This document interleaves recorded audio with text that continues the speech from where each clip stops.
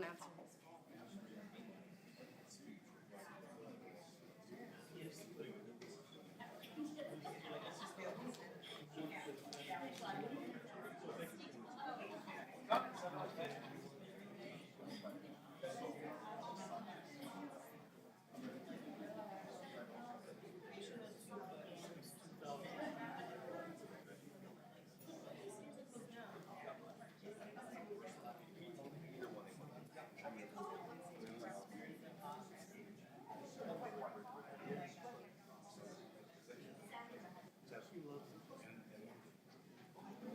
You were wearing that shirt.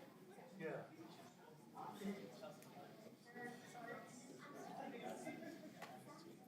Morning. Tommy Grenade is Alzheimer's.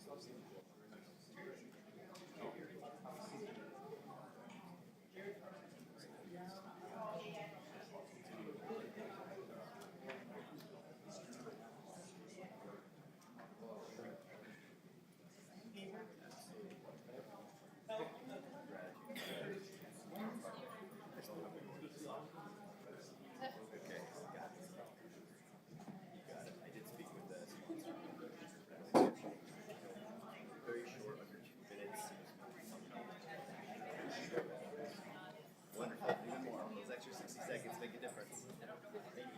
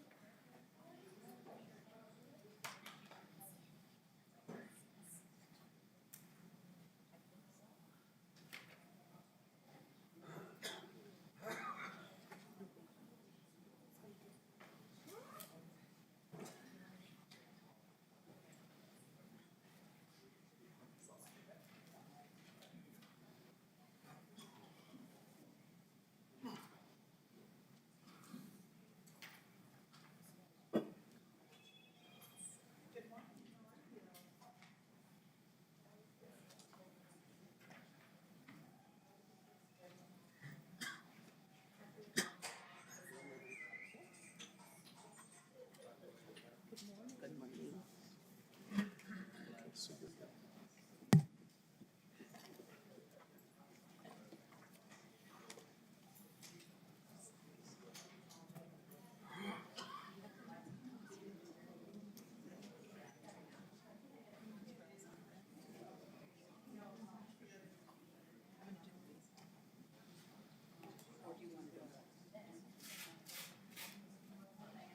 Let me turn these off.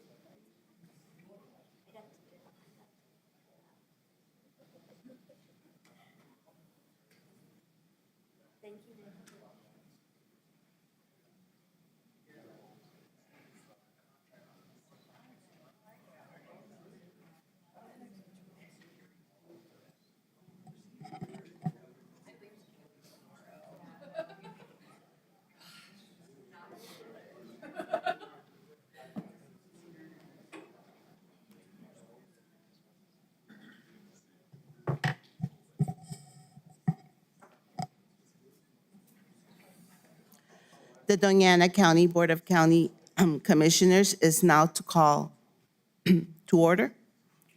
We have the invocation this morning by Paul Firth with OMG Community Church. You may proceed, sir. So I first want to begin by calling down an atmosphere of heaven. Come and fill this place, the realm of goodness, the realm of possibility. And I'm blessing each district, and I'm going kind of from south to north. And I want to begin with District 5, Diana Murillo. I bless that district, that border with Mexico and Texas, that everything good comes into our state and everything intent on evil is kept away. I also bless the transformation that's going on there, the business and the economy, the schools and the communities. And I thank you, Father, for all that great work that you're doing. I bless District 3, Commissioner Reynolds. In the more established communities where I live, I just speak unity to our district, and I just speak great goals, great things, and that they'll be accomplished with this great unity. I speak blessing over District 1, Lynn Ellis in Western Las Cruces. And I just sense the history, the preservation, and the beauty of that region. And I just speak that, the preservation of beauty here in New Mexico. God's given us great beauty. I also see incredible growth along I-10, and there's no limit with the skies and the airport. And so I just speak that growth in District 1. In District 4, Susana Chaparro, again, I see great growth, great development. And what I want to speak is a sense of community and belonging and identity for that district, even as growth comes, that people belong and feel known. And again, I sense there's resources in the hills and the mountains in that district. And then finally, District 5, Manuel Sanchez, I just see life coming from that district, life to this whole county, life, water, agriculture. And I speak the guarding and protecting of that life and purpose. And I also speak out to be large. And I declare that Garfield and the cities of Garfield and Hatch, that they stand with Las Cruces, and each community needs each other. And then finally, I bless our city manager, Fernando Macias. I just speak brilliance, wisdom, strategies from heaven, divine partnerships and connections, and tapping into the unlimited resources of heaven. And God, I bless you and I thank you for this day and all that's going to go on in your name. Amen.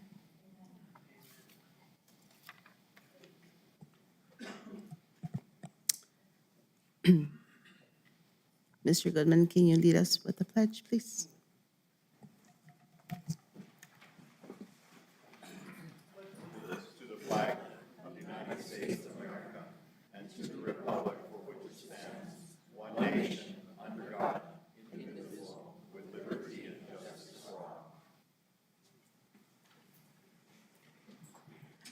May I have roll call and determination of quorum, please? Commissioner Allens?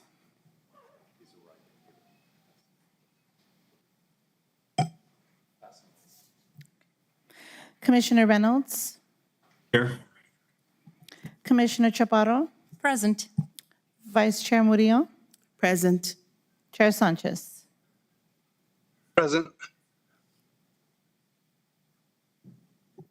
Commissioner Allens?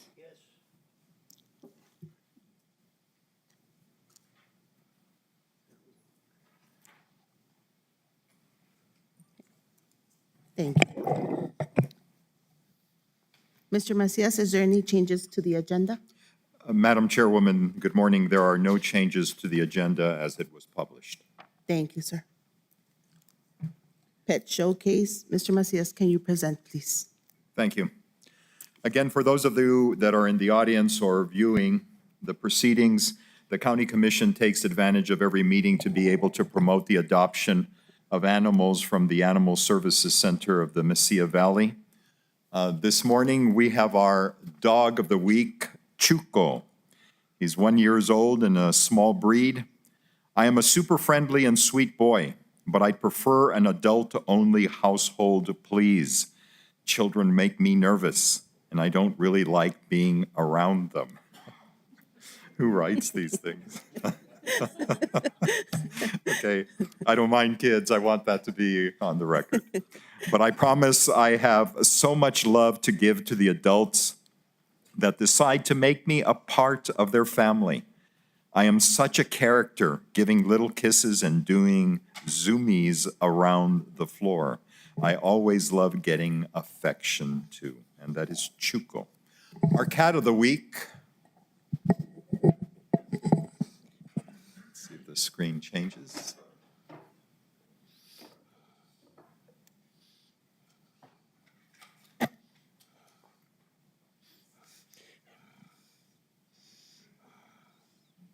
Okay. Our cat of the week is Lisa, who's 6 years old and a domestic short hair.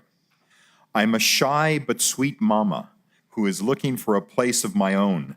My babies have all been adopted, so my foster family has been able to spend extra time on me and making me feel happy and comfortable. I might be a little scared of new situations, but my forever family understands and is willing to give me the time to adjust to my new home. So that is Chuco and Lisa, and again, we encourage those that are here in the audience and the public in general to consider adopting either a dog or a cat from our Animal Services Center. And there is an adoption event at PetSmart this Saturday from 11 in the morning to 2 in the afternoon. Thank you, Madam Chairwoman. Thank you, Mr. Macias. Now we have employee recognition. The commission will recognize Doña Ana County employees for their years of service to Doña Ana County. And this is by Mr. Fernando Macias. And we start with Ms. Misty Dawn Benavides. Thank you. Again, for those of you that are here in the audience, we could take advantage of every meeting to be able to recognize employees that have met a certain milestone in terms of public service. And we begin this morning with an individual who has arrived at 20 years of service, Misty Dawn Benavides. Ms. Benavides, will you please join us?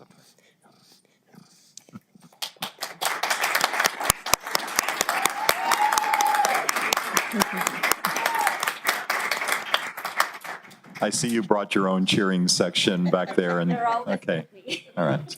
Make sure the rest of you in the audience kind of pick up on that enthusiasm as well. A typical day for Misty Dawn involves working with the public, especially residents who use the county's community centers. She also manages county property purchases and sales. She has developed a wealth of knowledge about the county's properties over the past 2 decades, since joining Doña Ana County in the Facilities and Parks Department as a senior secretary in June of 2002. She was promoted to administrative assistant in 2004, and then to facilities coordinator in 2007. She resumed her role as an administrative assistant in 2010.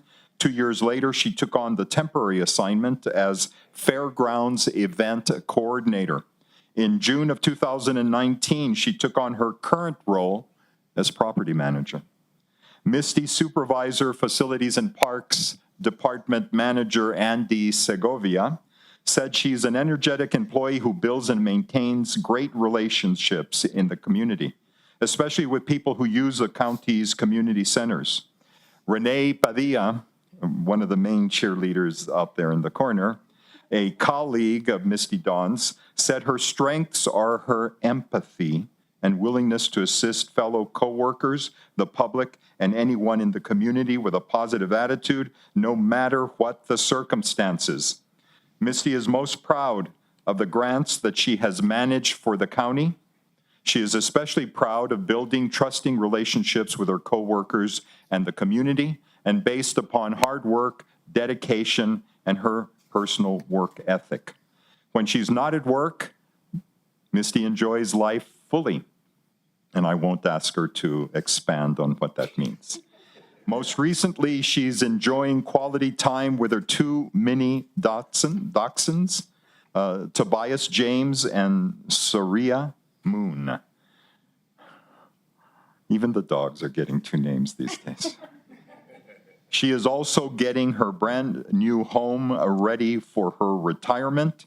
She can be found singing karaoke, although we'll give no demonstration of that this morning, rooting for the Chicago Bears, or holding to a winning streak in fantasy football.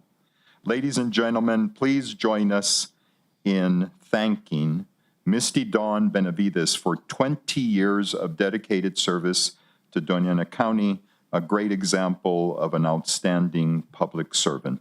Misty Dawn, congratulations on your 20th anniversary with the county.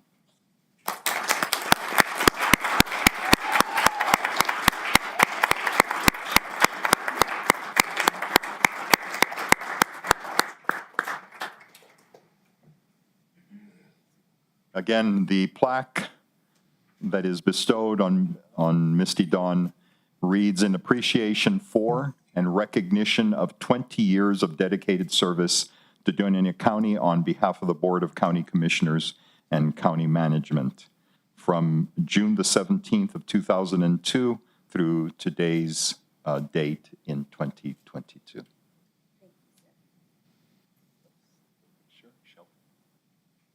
You want to get the commission in the back?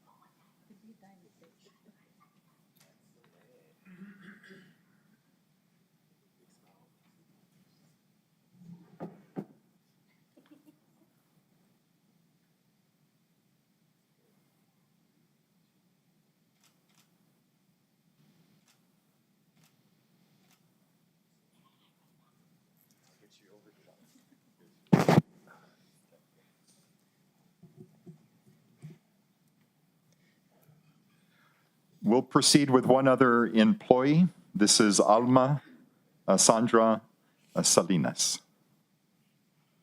And Ms. Salinas, if you'll join us up here.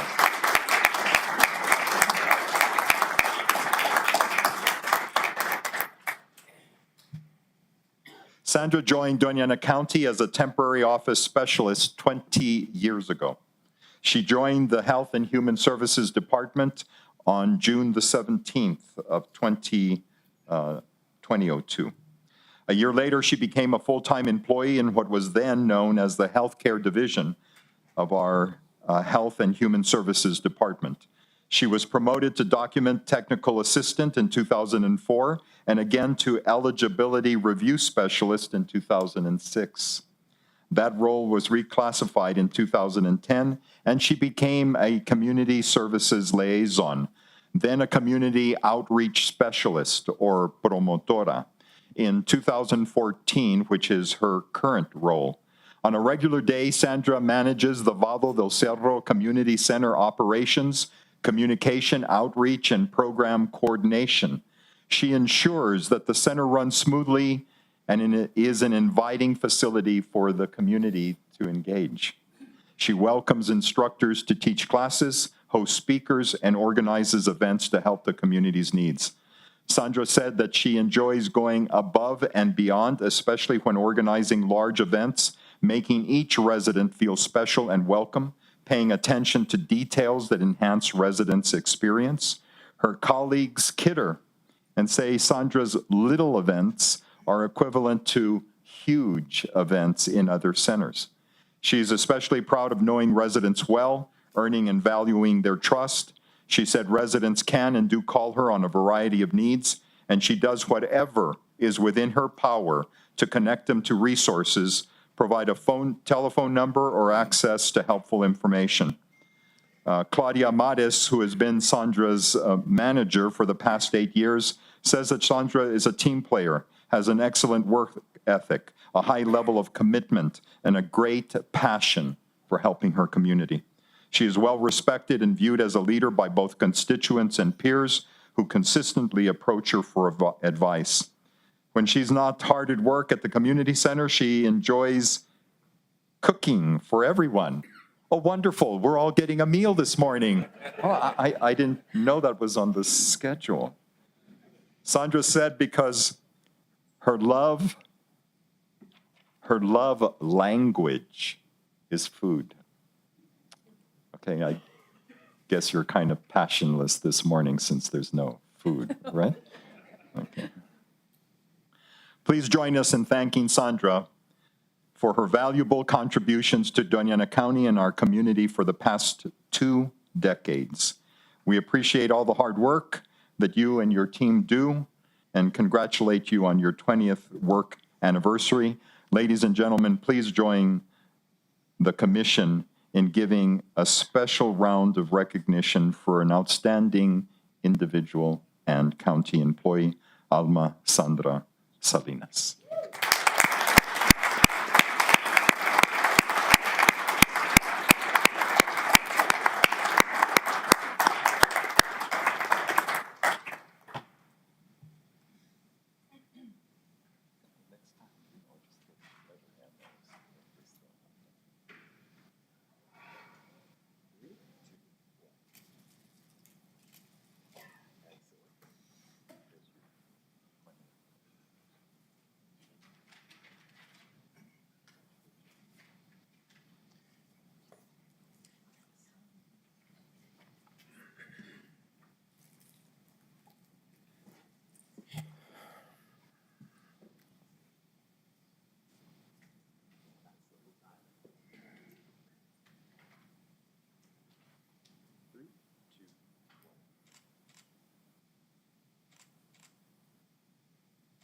Big smiles.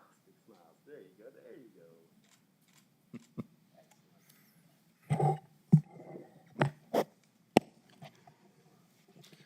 Thank you, Madam Chairwoman. That completes our employee recognition. Thank you, sir. So now we're on the next item for public input. If anyone wants to speak, we have 3-minute limitation. State your name and signed after you give your presentation, your 3-minute presentation, sign in on the side here. Anyone would like to speak? Any public input?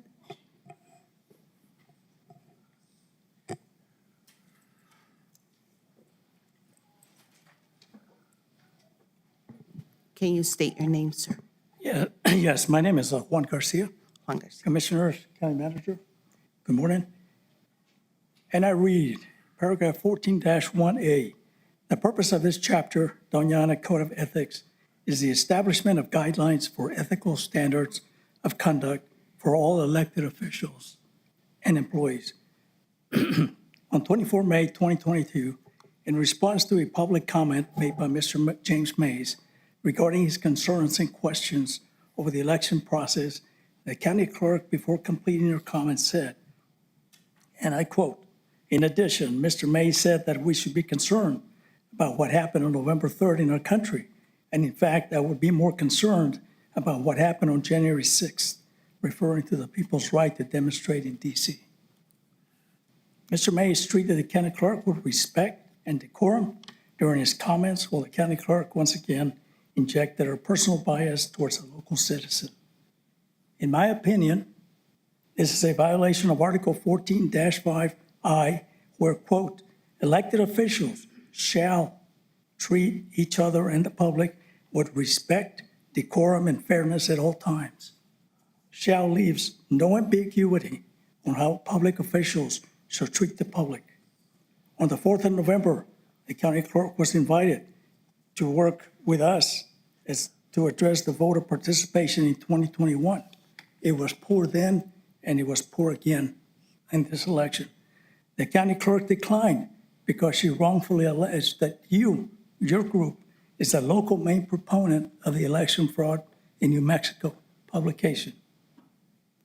I attempted to explain why her allegation was wrong. She refused to acknowledge. She once again injected her personal comments.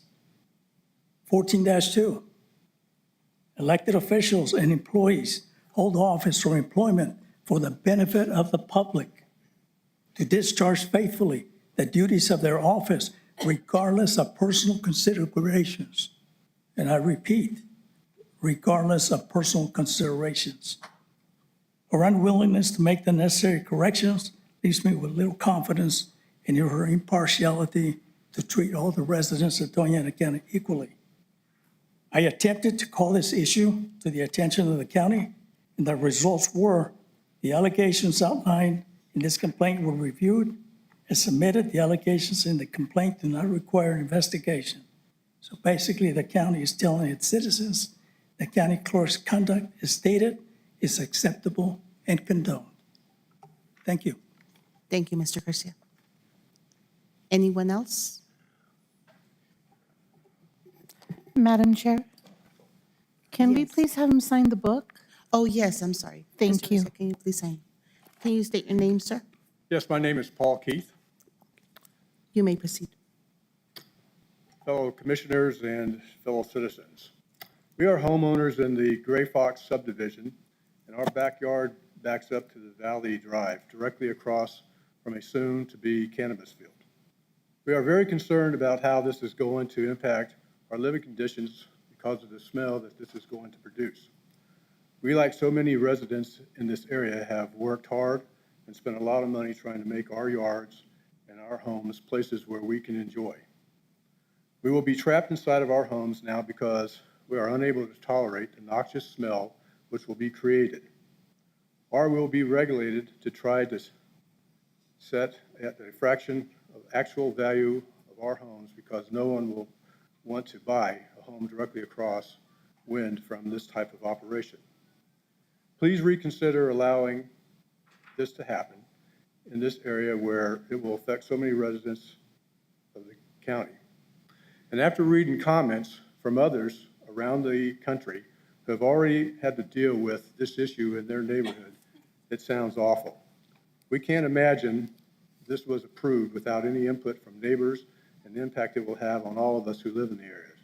It appears that much more research should be done before making the decision, and we feel certain that there are also other possible adverse effects to the environment, which this will need to be addressed more fully. We have nothing against agriculture, but in this situation, there should be consideration for all those who will be adversely affected by allowing this type of endeavor. And I have some examples, 6 different examples from across the country where a cannabis field has been put in place near neighborhoods. And people are saying that they no longer can enjoy their yards, their kids can no longer go out and play, and that they are suffering ill effects like headaches and migraines and such. And those of us who have allergies, this will impact us significantly. So I would like to respectfully submit this. Thank you for your listening. Thank you, Mr. Can you sign in, please? Thank you. Anyone else?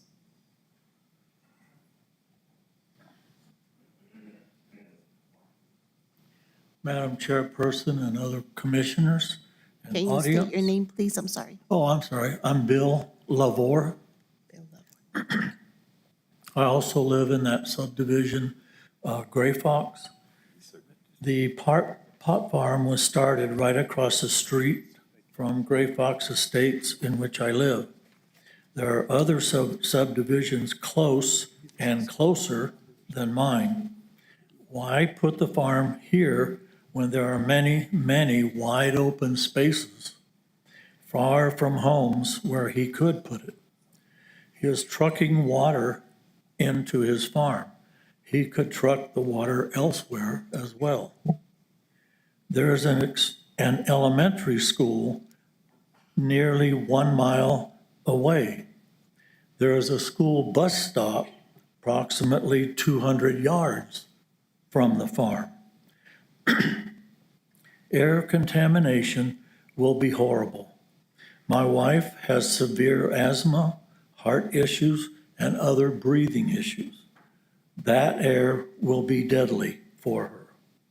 Our home we have worked 44 plus years to afford will have its value lowered. Please, please reconsider giving this man a permit to put his pot farm here in the area of North Valley Drive and Thorpe Road. Las Cruces, New Mexico. Thank you for your consideration. And I also request this be put on the agenda, made an agenda item within the next 30 days. Thank you. Thank you, Mr. Lover. Can you please sign in? Thank you. Anyone else would like to public input?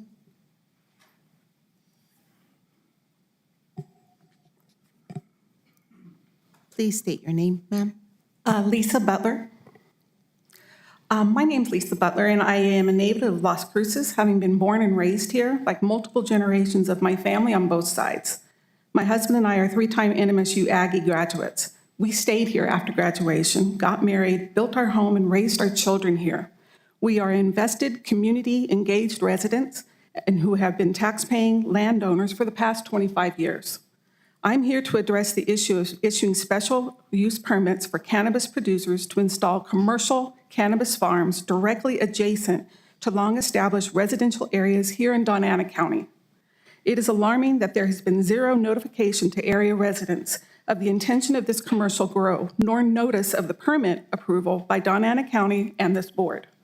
Over the years, we've had many kinds of agricultural crops out our front door: corn, alfalfa, you name it. I grew up in a farming family, and I'm used to it.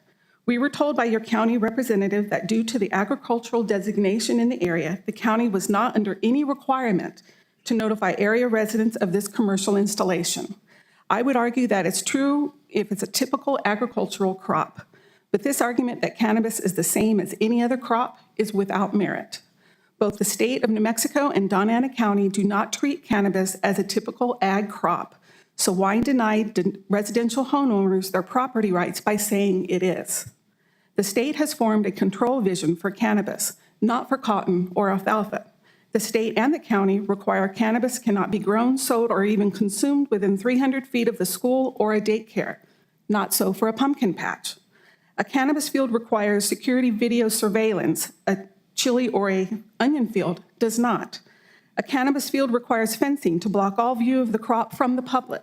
A cabbage or pecan field does not. A cannabis field requires a special use permit to be allowed to grow and cultivate this crop. These other crops do not. Cannabis is illegal federally. Our local produce is not. Unlike these typical agricultural crops, cannabis, by virtue of the state's actions and by this board's actions, is not like any other ag crop. The skunk and the sewage-like smells that come from commercial grows are noxious and penetrate homes and lives of those who live nearby. In your own cannabis establishment regulations, it says that carbon filtration must be used to minimize the odorous, toxic, noxious matter. You know it stinks. You can control property values at the county level, but you cannot control the market value. No one wants to live next to a lot that looks like a detention center with razor wire and barricade themselves inside their homes to avoid the outside air. Remember COVID?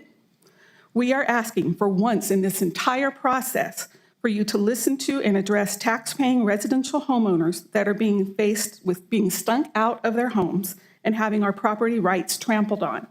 Please put this issue on your agenda to be addressed within the next 30 days. Thank you. Thank you, Ms. Butler. Sign in, please.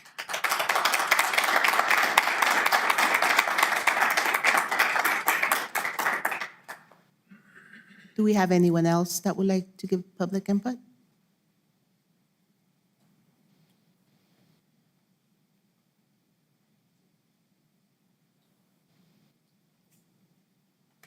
Please state your name, sir. Good morning. My name is Lyle Weatherholt. I also live in the Gray Fox Subdivision. I don't have 3 minutes to speak. I only want to point out to the commission that for those of my compatriot residents that are here, none of us have expressed a ambivalence towards cannabis itself, possession of, or use of. What we are addressing here is a farm that impacts all of our lives and all of our properties. So with that, I ask each of you commissioners to recognize, hopefully, that if you haven't, go out and look at the farm that is currently under construction. And I got to tell you, it looks like a military outpost in Afghanistan.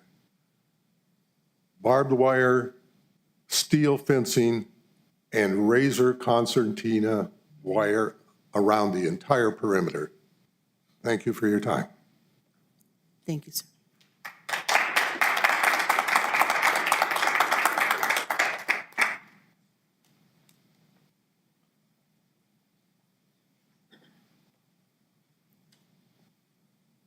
Daniel G. Buck for the record. Thank you, sir. Good morning, Commission and County Manager Fernando Macias. I'm here on behalf of the agricultural site in question. And on behalf of the state of New Mexico, as the appointed mediator for cannabis control in Chaparral, I have visited the site and I have put it under a thorough background check. The facility is both secure and it's an indoor grow site with stench mediation. If anyone knows anything about cannabis, there is a low level of any type of smell coming from the crop, especially when put inside of a dwelling, such as the greenhouse being erected at the site. The HOA from Gray Fox, which is here before you today, is not even a part of the private development that's on the avenue adjacent on Valley Drive. In North Valley, there's things such as wastage and cattle effluents that are put on crops that omit a larger smell than what is going to be happening at this current location. In the past, this current site has been subleased to Franzoy Farms and other entities that are large players in our agricultural valley. Cannabis is just another one of those economic drivers in our state that is recognized legally by the state of New Mexico. There is no duality between COVID restrictions and federal mandates and cannabis being locked inside. You will not have to stay inside your home to avoid smell mitigation from a crop harvest that is produced by cannabis. I'm joined by colleagues from the Southwestern Cannabis Trade Association as someone who's a member of the board. This type of business has gone under thorough enterprising. I was just with the governor this weekend discussing ethics of cannabis, and we are safeguarding our community. These people have made investments to make sure that the community is guarded from any visual site of concern from cannabis, and terms such as marijuana and pot are divisive techniques to scare the public and use as scare tactics amongst young people. Education starts in the home. Thank you. Can you sign in for me, please? Thank you. Anyone else?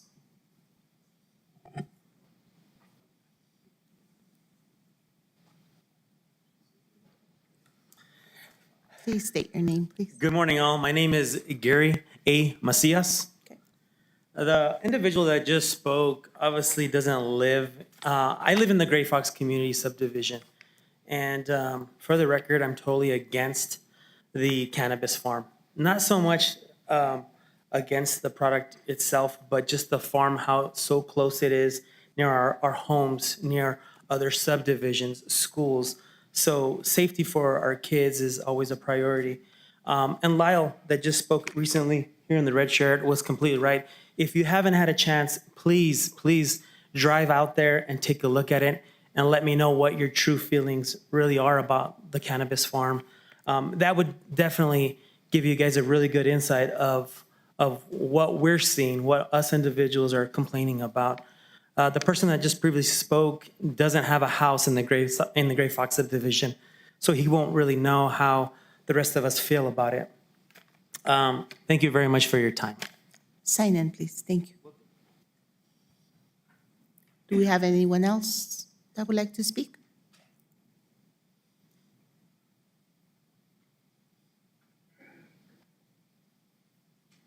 Hi, my name's Don Gibbons. My wife and I, we moved here a little over 28 years ago, raised our kids. We bought a home on Silver Creek Road. We're about getting ready to retire, and now all of a sudden, look what I have right across the street from me. From my front door to the metal fence, is less than 120 feet. Okay? I have grandchildren who probably will not be coming over to our house. I mean, I'm not against any of this, but the valuation of my house is going to be depleted. In fact, my house will not be saleable. Okay? If my daughter and my son-in-law get a job transfer and want to move away and we want to go move next to them, go live with them, we won't even be able to sell our house. Do the research. Look what it's done to property values throughout Colorado and these other states. And a lot of these homes you can't. You going to buy my house?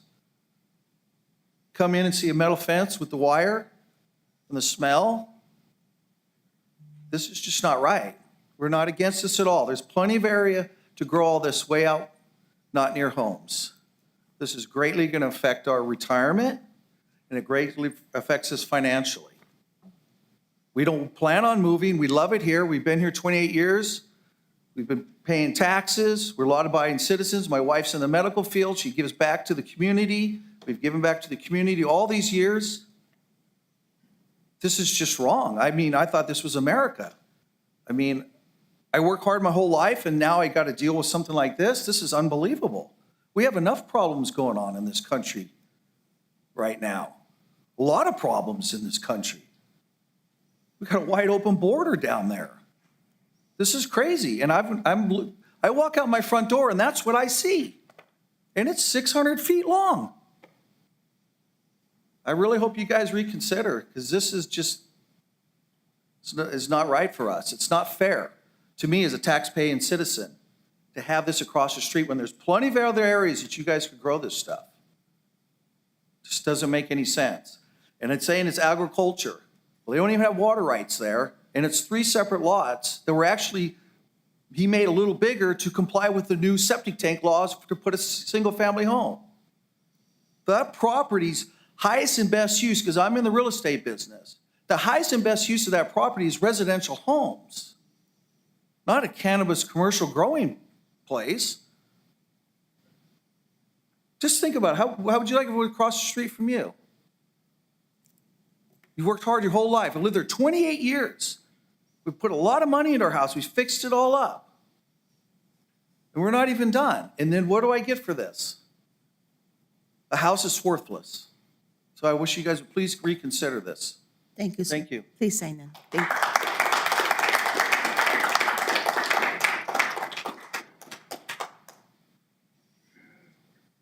Good morning. I'm not good at speaking. My name is Michelle Macias. I'm curious of the crime, the potential crime that it can bring to our subdivision and the surrounding area. Does anyone know whether the crime rate could rise because of potential theft, pot houses being broken into? I know there's fencing, barbed wire. It looks like a mini prison out there, but a large truck could ram into it. Would it bring other drug use into the areas? Would it bring cartel? I don't know. My mind is going crazy over what bad it could bring for our families and our children and the nearby schools and the kids witness at the bus stop just a couple hundred feet from this pot yard. So I really wish you would go out there and look at it. Thank you. Thank you, Ms. Macias. Thank you. Anyone else?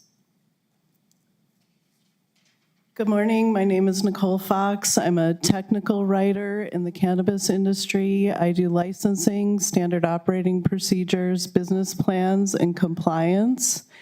And I just want to state a couple of facts because some of the input I'm hearing is based a lot on assumptions and feelings. And I think it's good to interject some factual points at this time. So the site in question is part of a regulated industry, which is cannabis, but they have followed all the rules and regulations put forth by both the county and the state to be able to produce this crop in that area. There's very specific regulations in regards to what kinds of fencing they must have. So Just to comment on people who are saying that the fencing looks militaristic. The fencing is there for everyone's safety and is a regulation that they must abide by in regards to the state. The site has also had evergreen trees planted and cactuses on the outside of the fence that I believe is an intention to help beautify what would otherwise be a not so great looking fence. The questions in regards to safety, security, crime, introduction of other drugs in the neighborhood. Fortunately, those statistics have been looked at both by our state before making rules and regulations and also hopefully by the county. And I just want to say that the research does not show an increase of any of those activities. And someone mentioned that this is not looked at as just a normal crop by the state or the city, by the county. I have done extensive work within city limits and also with the administrators of the city of Las Cruces, and they do view the crop as any other crop. They constantly comment that they are inspecting or checking on compliance in the spirit of the plant being similar to a tomato plant. I do agree that families could potentially have concerns because they are not educated on cannabis in the cannabis industry. But I am also one of the founders of the Southwest Cannabis Trade Association, and we invite you to our meetings because part of our mission is to educate people on the cannabis industry. Thank you. Thank you, Ms. Can you please sign in, Ms. Fox? Thank you. Right away.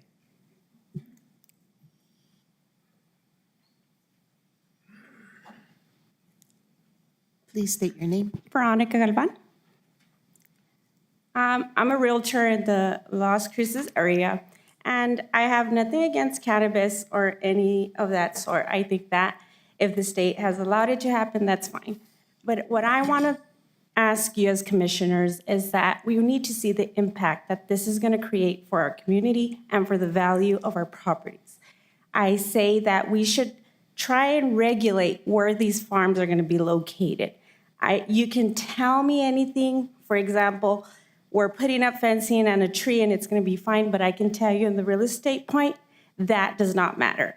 Location matters. If there's a cannabis farm next to your home, your property value will drop, okay? So to me, we are getting this right now, but tomorrow it's going to be across your house, across someone else's house, and I think that it's important that we regulate the distance that these farms or greenhouses or whatever it is that they are from a residential area. Because today it's affecting one neighborhood, tomorrow it's going to affect many neighborhoods across our city and our county. And I think that we need to protect our value of our properties because we want to make sure that our economy continues to thrive and grow when it comes to real estate. That is something that we need to take into consideration. I have nothing against cannabis. I can be educated day and night about cannabis, but the reality is that it does affect our community and the value of our properties. So to me, whenever I hear someone tell me that I need to be educated on that, no, there's nothing wrong with them wanting to come in and do their business, but I think that there is a problem whenever it's affecting our county as a whole and our city as a whole, because I don't think that if you were to go out there and see that fencing, that would be something you would want to be looking at every morning. I feel bad for the people that are directly across from it because as you walk out, it's a huge, tall fence, and that's what you're looking at. Our biggest pride are our mountains. There's no way you can see the agriculture, the nature, or the beautiful mountains that our county and our city has to offer. So I ask that you guys, now I'm not saying ban this, I'm saying let's put a regulation to where we all can have a happy medium where it's not close to a residential area and it won't affect our property values and they can continue to run their business but away from a residential location. I thank you for your time. Have a great day.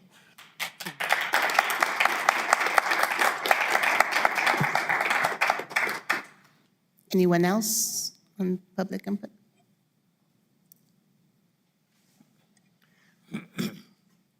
Hi, Hi, thank you. My name is Cindy McLaughlin. I live in the Gray Fox neighborhood. Being a former educator, one of my priorities is keeping the kids safe. And I just think this pot farm that is across the street is a big safety and health issue. I have a mother-in-law. She's 86 years old. She has severe asthma. And I think this would impact her health, and she would no longer be able to come to visit us, even though she lives a mile farther away. That would probably impact her health even more. And me, I also have health issues, and it would also affect me. So thank you. Thank you. Please say.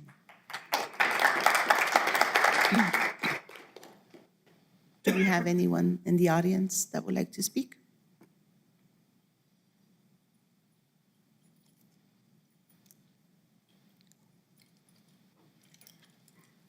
Please state your name.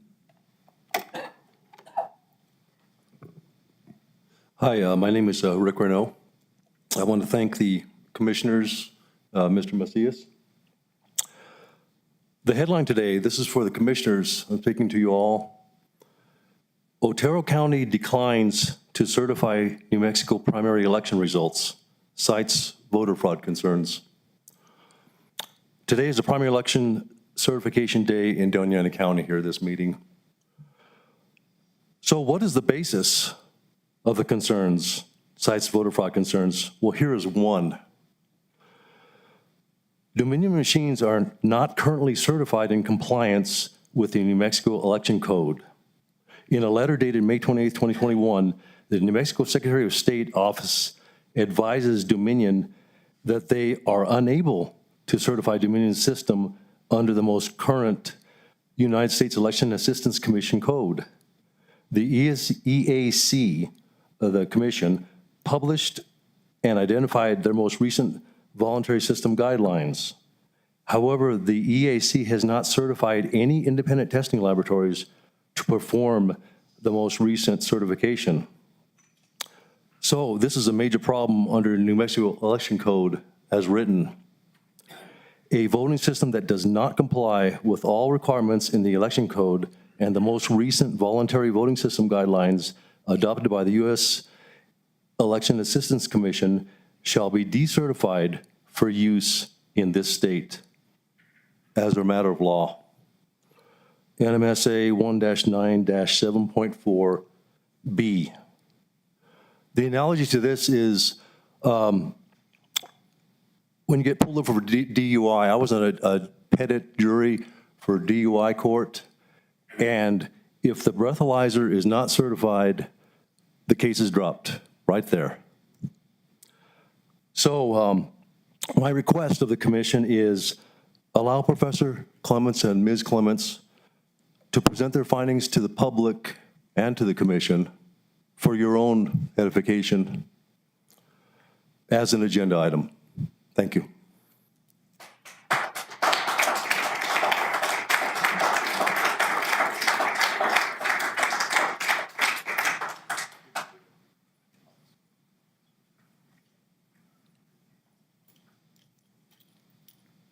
Do we have anyone else that would like to speak?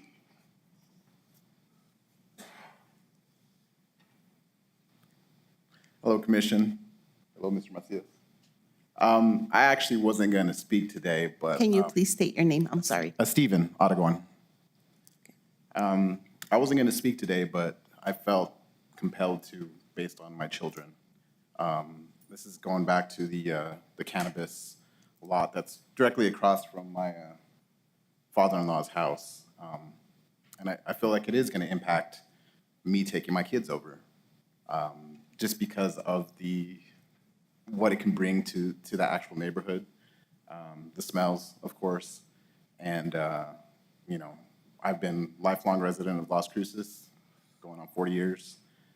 Love the county, love Las Cruces, New Mexico, but I feel like there should be some regulation as far as where this should be placed as far as adjacent to residential lots. I mean, our kid might, just to think about, say, my father-in-law leaves the house to my kids, and then they're gonna still have this lot directly across from them. It's gonna drop property value, but also I just think of the safety of not only my kids, everyone else's kids in the neighborhood. So that's just my 2 cents, and I hope you all can really take a look into this and possibly come up with some type of regulation on it. So I thank you. Thank you, sir.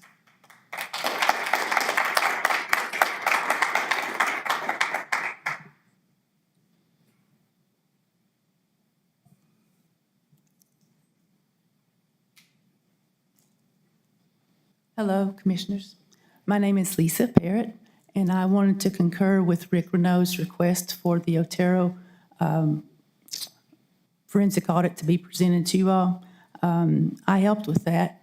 I was also one of the 4 people that were thrown out of the absentee board as a challenger for simply asking to do my job. Myself and my husband were under penalty or threat of arrest and removed by the sheriff for that same election that they're trying to audit.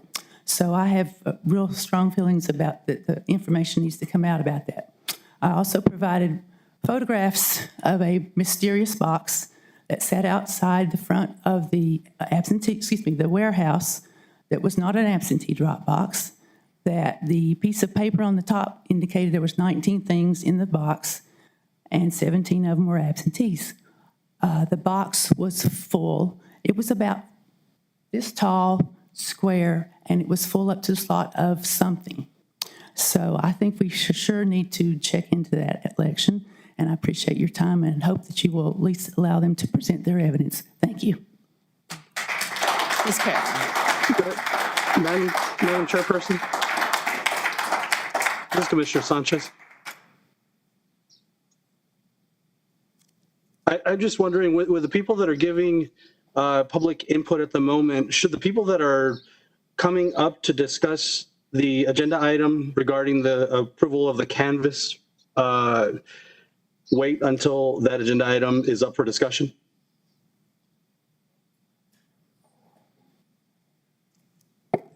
Mr. Chair, typically when there's an agenda item on a topic, we ask them to wait until that agenda item.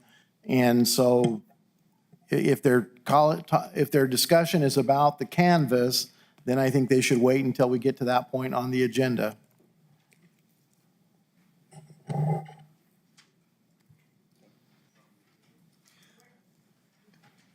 Again, I should point out, forgive me, Madam Chairwoman, if someone wants to talk about elections in general, that's one thing.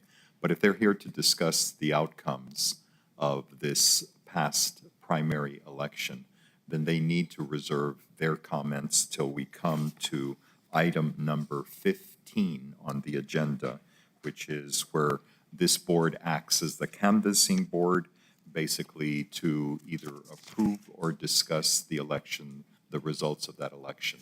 So there is a little bit of a distinction. If someone wants to speak about elections in general, it's okay in public input, but if they're here to specifically comment, and there have been people specifically commenting related to agenda item 15, and they need to wait until that item is before the commission.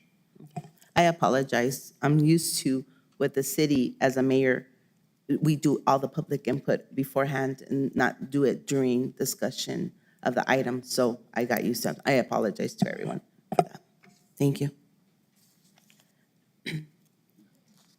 My name is James Mays. I have expressed my personal concern about our elections and my lack of confidence. Now, I'd like to take this time and address the crowd, if I may. You can't do that. You have to address the commission. This is public input for the commission's consideration. I'm sorry. Okay. No, that's okay. I just want to ask, hey, how many of you trust in our elections and have faith in our elections the way they're run right now? And do you believe your vote counts the way it should? That's all I wanted to ask. I know, Dr. Askin, you made the comment of you're going to stand up and Madam take Chair, ownership of our Madam elections. Chair, the conduct is inappropriate. Public input is to inform you all. You're not allowed to actually respond back because the item is not on the agenda. That's why when people come up here to ask you questions, that's the wrong approach. They should come up, state their position, state their views for your consideration.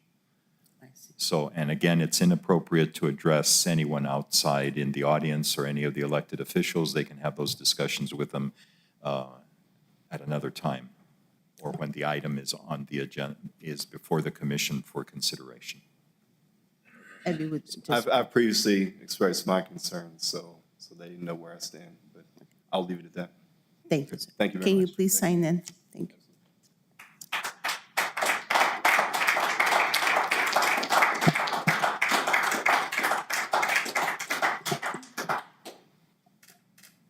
Do we have anyone else?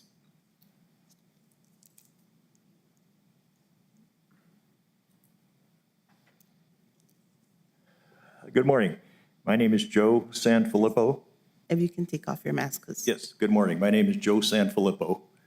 I've lived in Doña Ana County continuously since 1984, and I have a very brief general comment regarding elections. I want you to know that I have 100% confidence in the job that has been done in the past and that will be done by this commission in conducting elections. And I firmly believe that you have the ability to make the decision today as to whether or not to count the ballots from last week's election. Thank you. thank you, sir.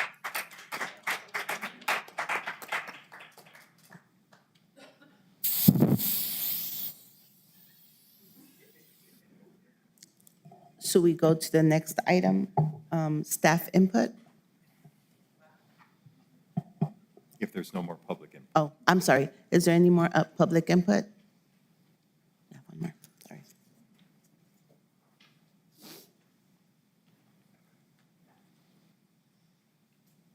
Please state your name. David McDaniel. I just want to, I don't want to mess this up, so if I'm wrong, I just want to bring attention to talk about the e-poll book system. It's not directly at the primaries or anything, just a generalization is all. So basically, right now with our e-poll book system violates one of the most fundamental purposes of the election code, namely to secure the secrecy of the ballots. NMSA 111.1. The e-poll book system records the name, precinct, polling place, ballot type, and type of checking in digital records. The Dominion tabulators record the polling place, precinct, ballot type, and the time each ballot was scanned. It is very easy using these two records to match up names of voters with the image of their ballots and know exactly how they voted. The ballot images are public record according to statute. Even if the check-in information is protected by the clerk, the e-poll books are internet connected. Thus, the information on them is always vulnerable to bad actors that can match voters to their ballots. And this is just in generalization for all our voting. We talk about internet and this and that, but the e-poll books are internet connected. So anytime we go up there, all our information is put out when they hand us that ballot, whether it's on the ballot, secured or not, it's still on the internet where it is vulnerable to everybody out there on the internet. So anyway, thank you. I appreciate it. Can you please sign in, sir? Do you have anyone else that would like to speak?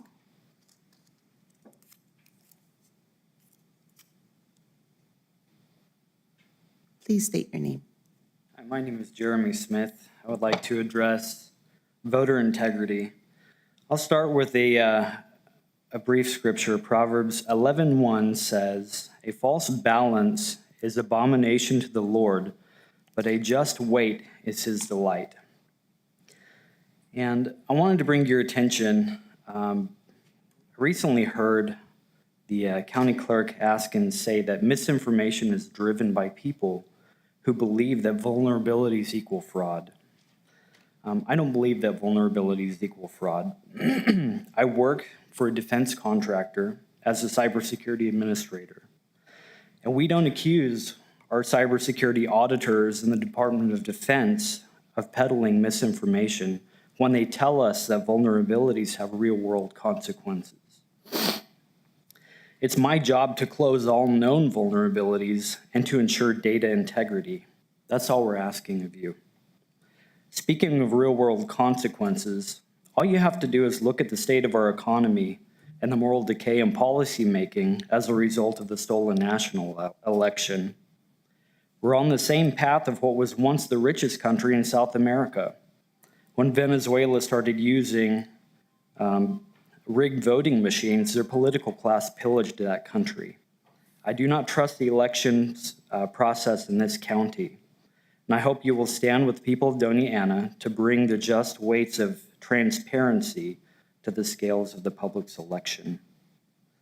The machines are problematic at best and fraudulent at worst, and I hope you'll take that into consideration. Thank you. Thank you, Mr. Smith.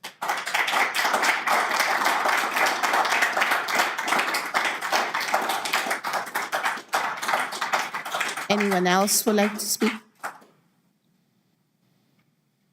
I see and hear none. No. He's already No, I'm addressed. sorry. Not here. May I have do you have any staff input, Mr. Macias? Oh, We do, Madam Chairwoman. Yes, go ahead. Good morning, Madam Chair and members of the commission. Stephen Lopez with the Office of Emergency Management, and as our practice has been for the last couple of months, we'd like to once again recognize one of our community partners who has helped with the vaccination effort for people in Doña Ana County and helped get our adult vaccination rates over 96%. So with that, we'll go ahead and play the video. This week, Doña Ana County salutes New Mexico State University in their efforts during the COVID-19 pandemic. New Mexico State University. The first drive-through vaccination site in the entire region was held on December 31st, 2020 at NMSU parking lot number 100. That site continued to be used almost every Friday and several Saturdays throughout the winter and spring of 2021, with thousands of doses being routinely delivered each month. These drive-through events were crucial to reaching people who could not walk or stand for long periods of time, as well as those who were not comfortable being indoors, which was a concern in early 2021.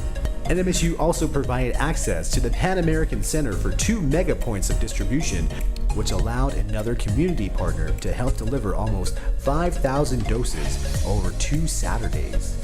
By the summer of 2021, NMSU's Health and Wellness Center became a direct provider, and they have since given over 4,000 doses to students, faculty, staff, and community members. Doña Ana County salutes New Mexico State University. Thank you for your leadership in the community and for being a facilitator of services in the community. So, Madam Chair, members of the commission, once again, this has really helped get us to the point where even though we are once again having an increase in new cases here in Doña Ana County, the impact on our hospitals has been extremely low for the last couple of months. Right now, we have only 0.6% of our ICU beds in use by COVID patients.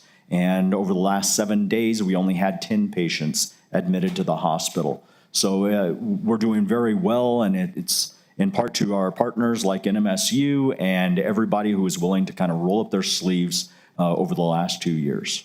So I'd be happy to take any questions the commission might have. Do we have any questions from the board? I see and hear none. Right. Thank you, Mr. Lopez. Thank you.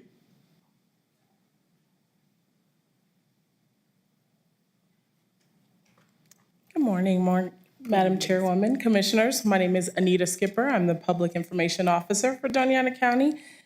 We are really excited around here these days, and I wanted to come before the Commission to give you a sneak peek into our new website that will be launching in the next week.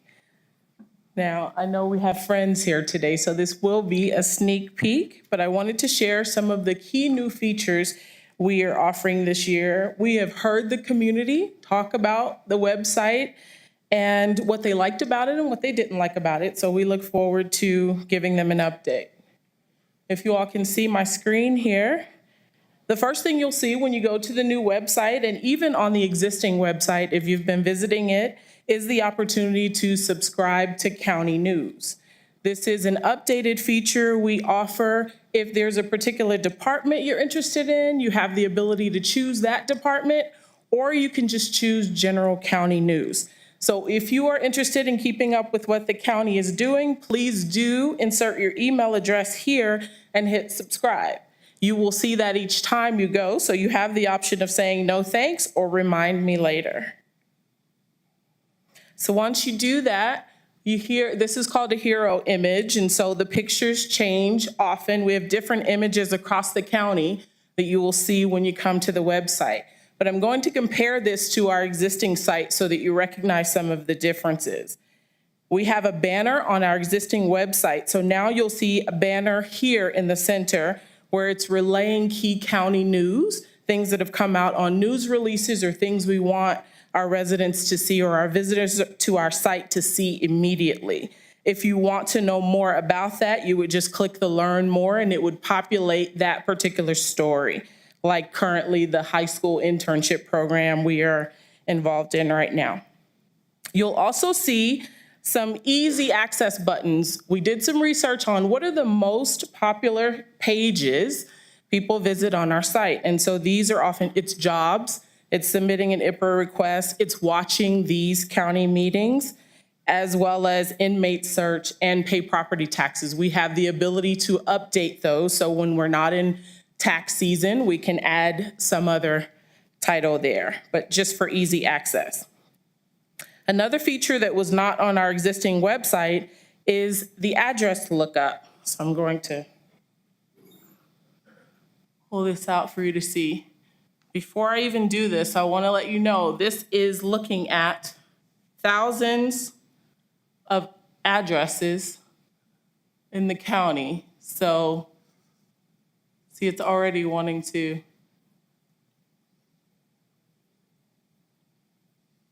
If I can type.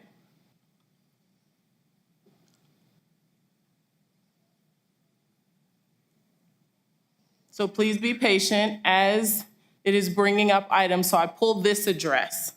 So you'll notice, particularly since we have people visit our website who are not necessarily residents and may not be familiar with areas in the county. So when you insert your address here, you're able to receive information on the tax assessor, where to pay your property taxes, who your commissioner is, the school district you're in, as well as your jurisdiction, and state representatives and senators. So please take time. I will caution you, understand that this is cycling through thousands of addresses in the county. So give it a second to populate, but that is a feature we're excited about as well. If you scroll further down, you will see our news. We have added larger images as well as the top 4. So the latest news we've released, and this is, you're looking at the demo page, so we know we've released other press releases since this process, but you see we'll also have an accommodating picture with the news release. And then you can still see all of the news releases by clicking there.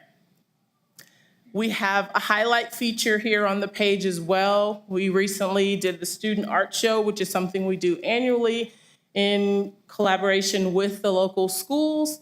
But any new video or anything we want to feature here, you can watch those videos and they are tied to our YouTube page where those pages live, those videos live. You'll also see a larger version of our calendar.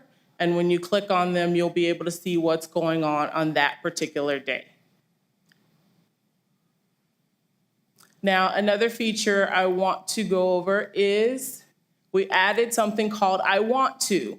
We often have people who will call our information line and they want to do something in particular. So this is a quick search for you if you want to register. And then anything you can register for the county, you would just click on I want to register to vote and it would take you to that.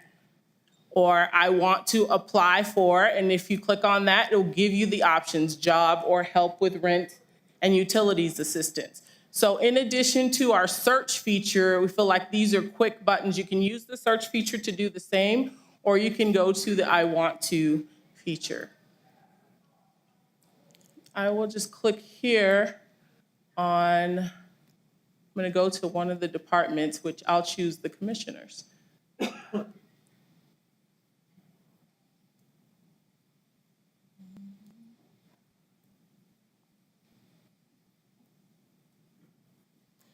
you click on Commissioner Ellens' name and page, you'll see commission information come up, as well as his contact information, and then a brief bio about Commissioner Ellens.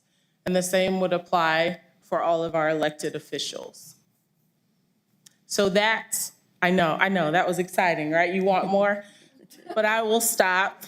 That was a sneak peek. We are looking forward to going live next week on the 22nd. So hopefully all of you who are watching will come to our new website. Please let us know about your experience. This is something that we're continuing to polish. We're listening to the feedback, and we want it to be the most user-friendly and helpful website that it can possibly be, but most of all, to just display the wonderful work we're doing here for the county on behalf of the residents. I'll take any questions if you have any. Madam Chair, if I have a question, please. You have the floor. Thank you. Anita, I'd like to see the Spanish portion of it because we are a bilingual county, and so this should be able to be translated pretty much verbatim from the English into the Spanish language, so those persons that are non-English speaking are able to understand the information on the page. Yes, so we partnered with a company called Bablick, and this was at the recommendation of our website designer. This is the most commonly used program that is most accurately relaying the Spanish version.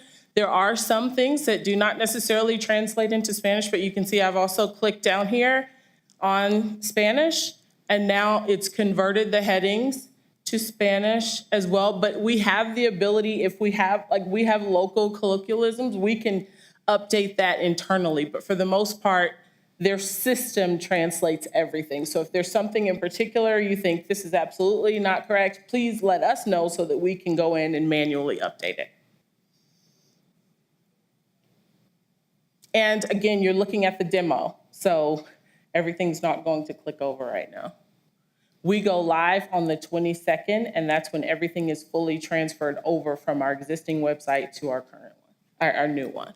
Thank you. You're welcome. Any other questions from the board? See and hear none. Thank you. All right, thank you. Anyone else would like to do any staff input? Good morning, everyone. Chair, commissioners. My name's Lindsay Bachman. Many of you have seen me at this podium a number of times, usually doing election stuff. I do have some comments related to some themes that we've had in public comment today, but I also wanted to just congratulate Anita because it was a very heavy lift, the website, and she's been working so collaboratively with our departments to make sure that the stuff that we need on the website is accurately portrayed and is user-friendly. So congratulations, Anita. I don't know if you're still in here.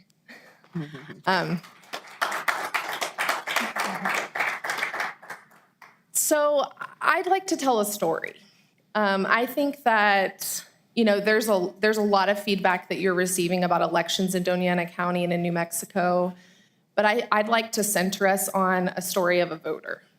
So in 2020, we were all experiencing the COVID-19 pandemic, and election administrators across the country were faced with this enormous task of running a secure election under incredible circumstances.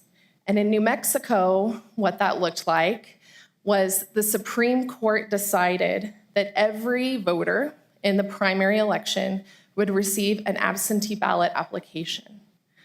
Unfortunately, around that decision, and as a result of that decision, there were these seeds of misinformation, disinformation, and lies about absentee voting in this county.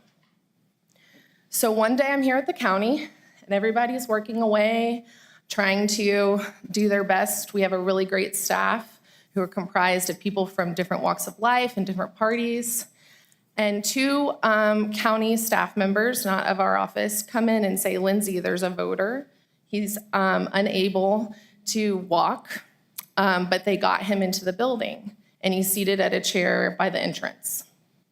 So I go, they're like, can you help? So I go and I meet the voter, and he has his absentee ballot and he's clutching it, okay?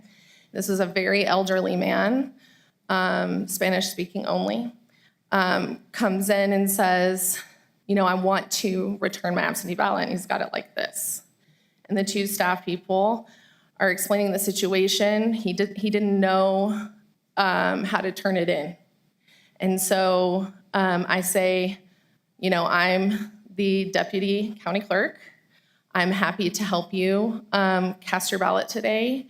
And he looks at the other women who are with me and says, can I trust her? Now, this was a person who benefits from absentee voting. It's someone who is immobile, but he came to the county to give it in person, to turn the ballot in. And when he did, he turned it into the second highest ranking election administrator in the county. And he still had to ask, can I trust her? So when we talk about these huge lies about the election process in this country, and when we talk about the big lie, we need to understand the real world implications of that. What if he hadn't have shown up because he didn't trust the process? What damage is that doing to our community? And the reality is when the clerk and I go to conferences and we ask, what can we do? And we're with election administrators from across the country, and we say, what do we do to combat this propaganda and lies that is taking over otherwise well-meaning, well-intentioned people in our community? What do we do? And you know what they say?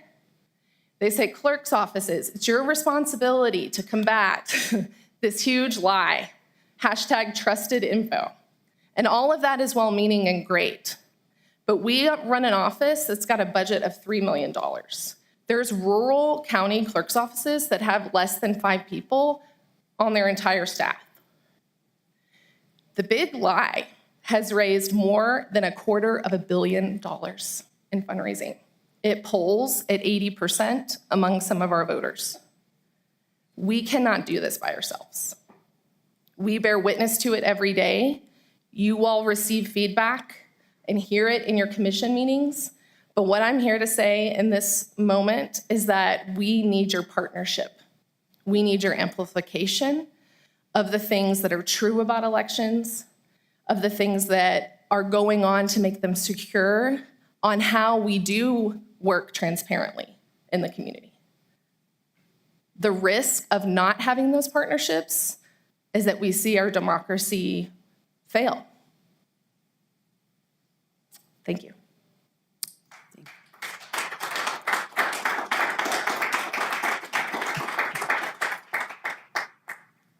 Do we have anyone for staff input? No? Okay. County elected officials input? No. Commission input? Any other commissioners?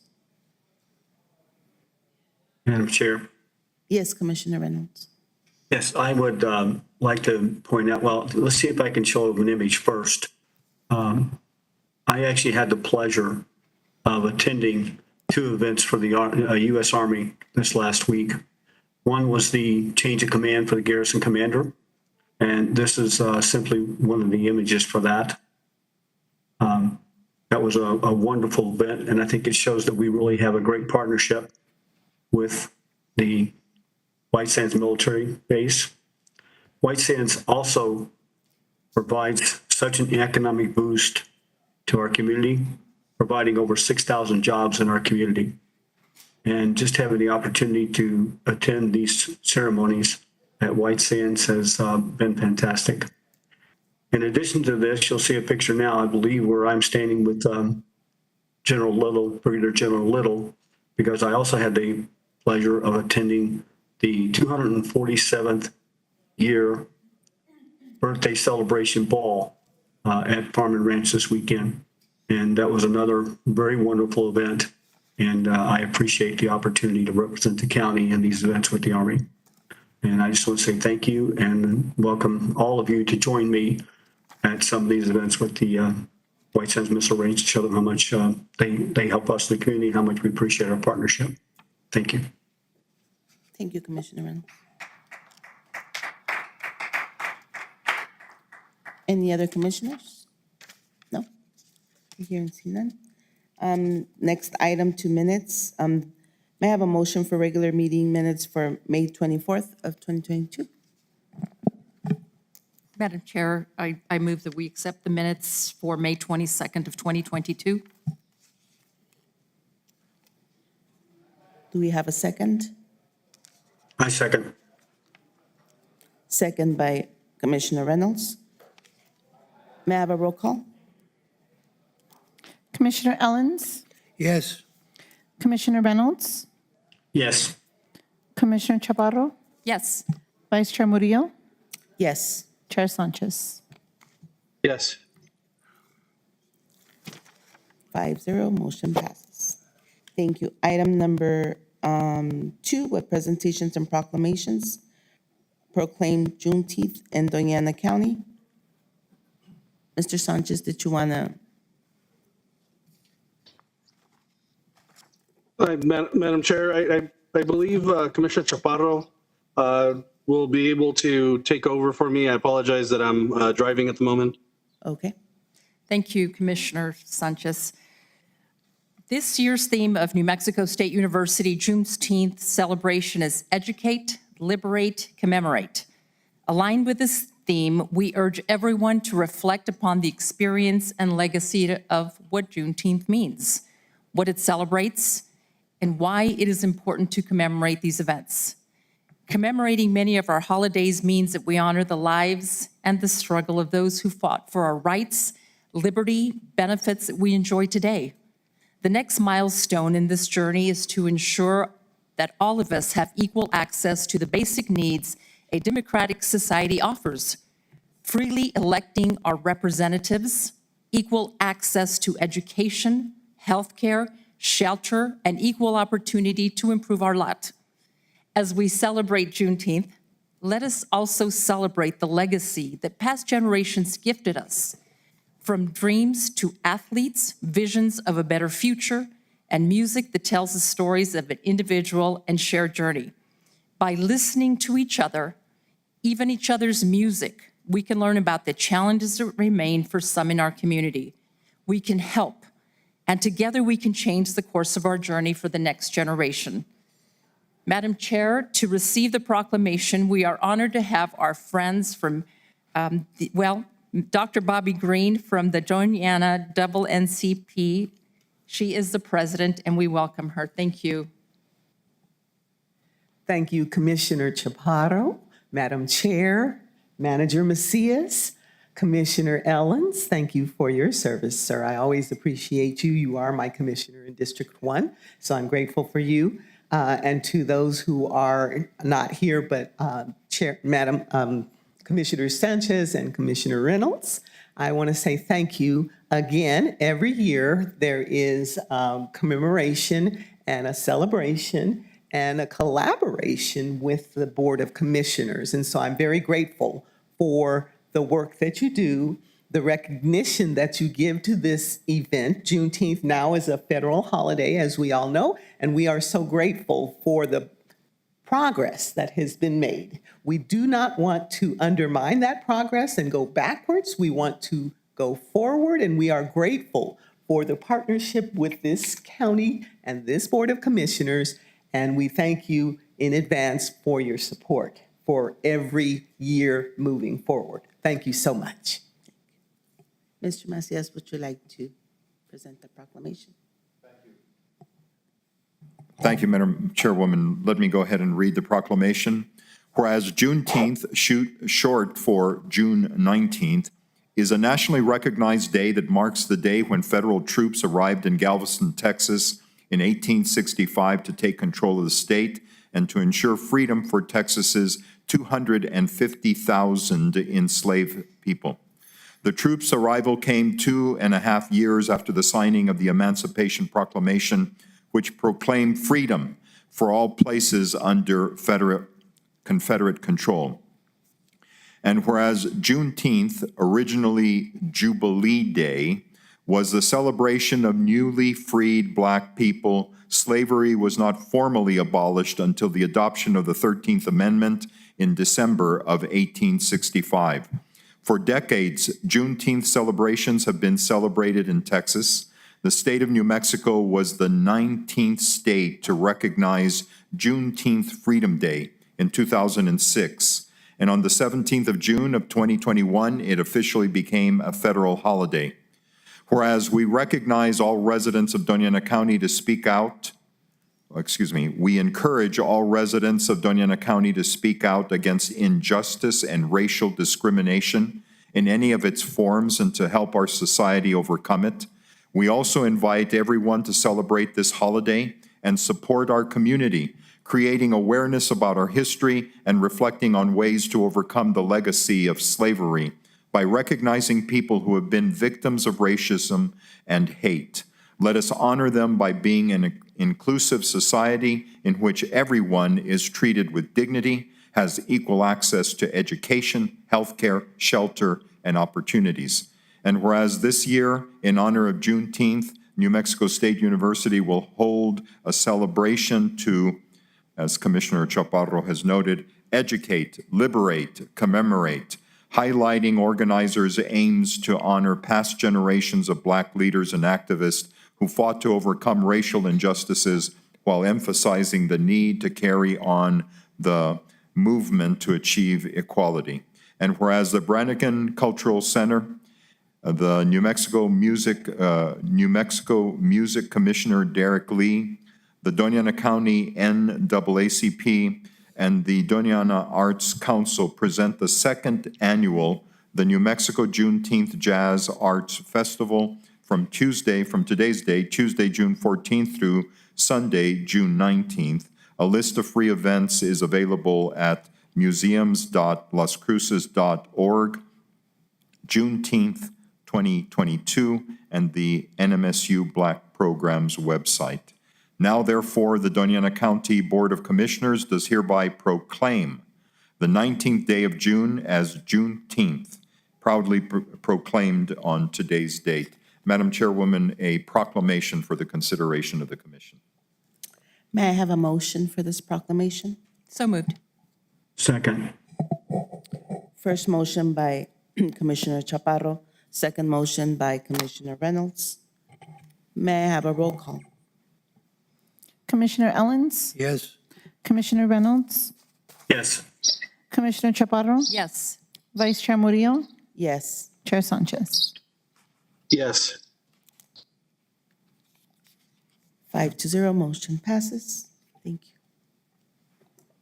Thank you all. I appreciate the support, and we look forward to future collaborations. Please join us. The events begin today, and there's a series of events moving all the way through June the 19th. Thank you so much. Madam Chair. Madam Chair.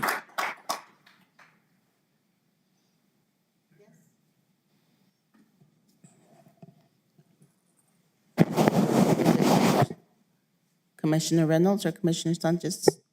Yes, this is Commissioner Reynolds.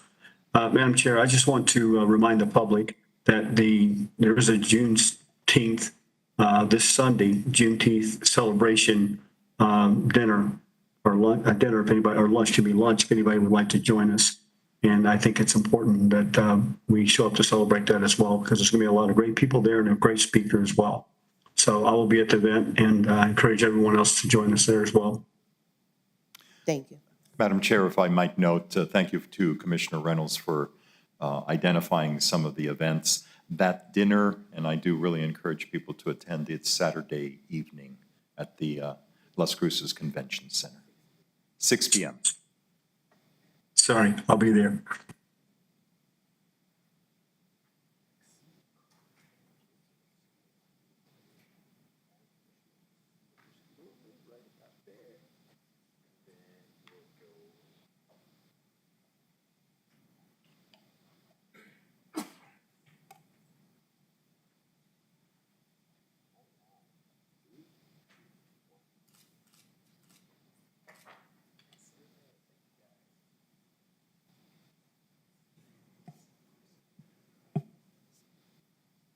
Thank you all.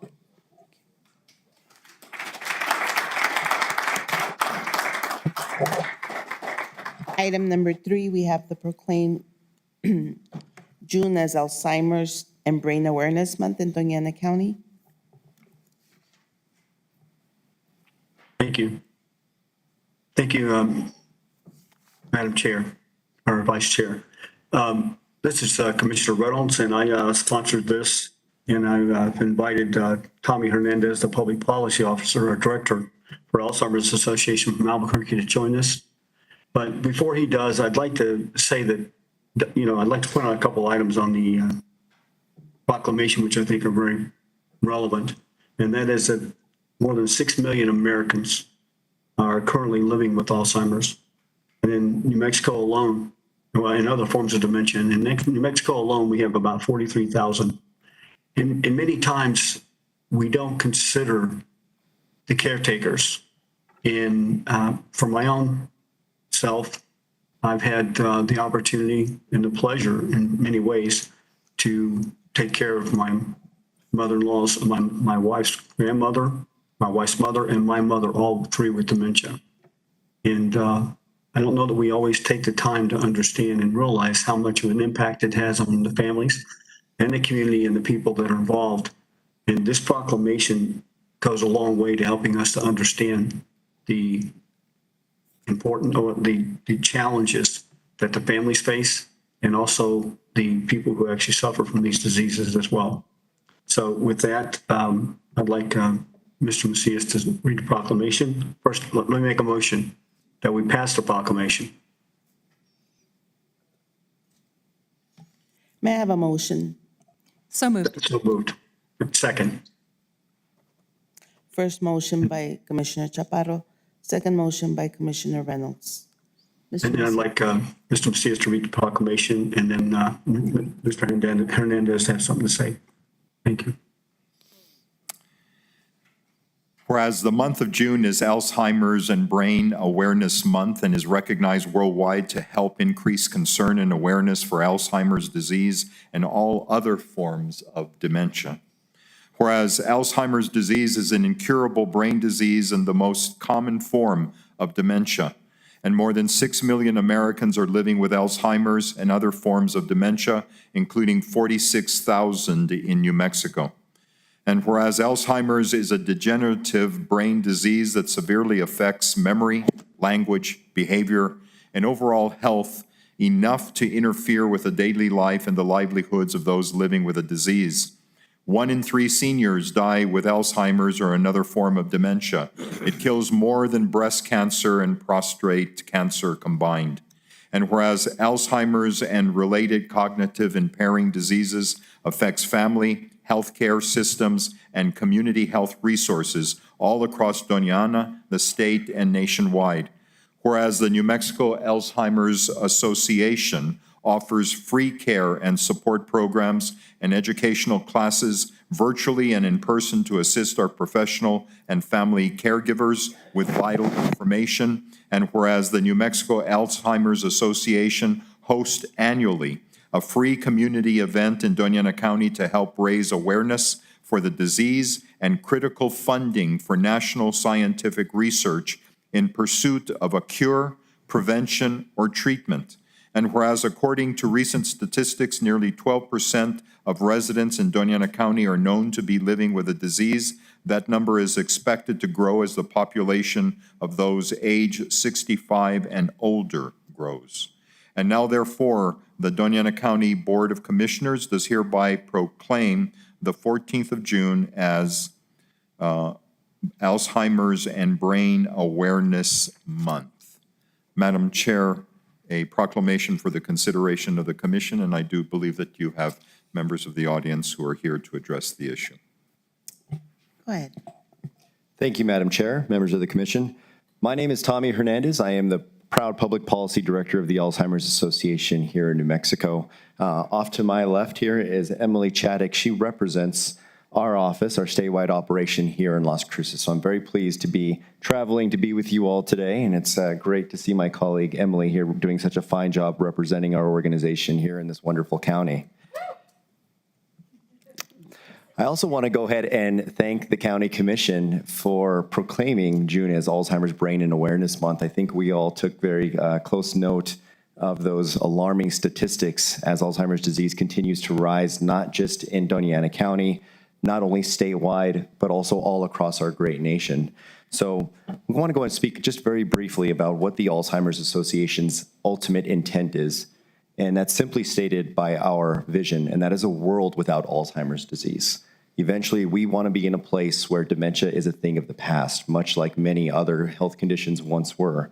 So it's very important to lay out where we want to be eventually, but how we go about getting there and how we improve lives as we get there is also very, very important to our mission. So first and foremost, we are tackling this disease through scientific research. We know only through scientific research we can arrive at a cure, prevention, or a treatment. And how we tackle fundraising for scientific research is really a two-pronged approach. I myself had the privilege just last month of being in Washington, D.C. to advocate alongside some volunteers all across our state here, where we met with our congressional leaders and encouraged them continue increasing the number of dollars that go to institutions like the National Institutes of Health that are pursuing a cure, prevention, or a treatment. The second prong approach is something that I believe all of you are familiar with, and that is our Walk to End Alzheimer's. Emily's going to speak to more about that in just a moment. But the reason why that is so important to us is because we feel it's incumbent upon the Alzheimer's Association not just to advocate for Congress to appropriate more dollars for the cure, prevention, or treatment, but rather we feel we need to do our own part by contributing towards that ultimate goal, as I mentioned, which is a cure, prevention, or a treatment.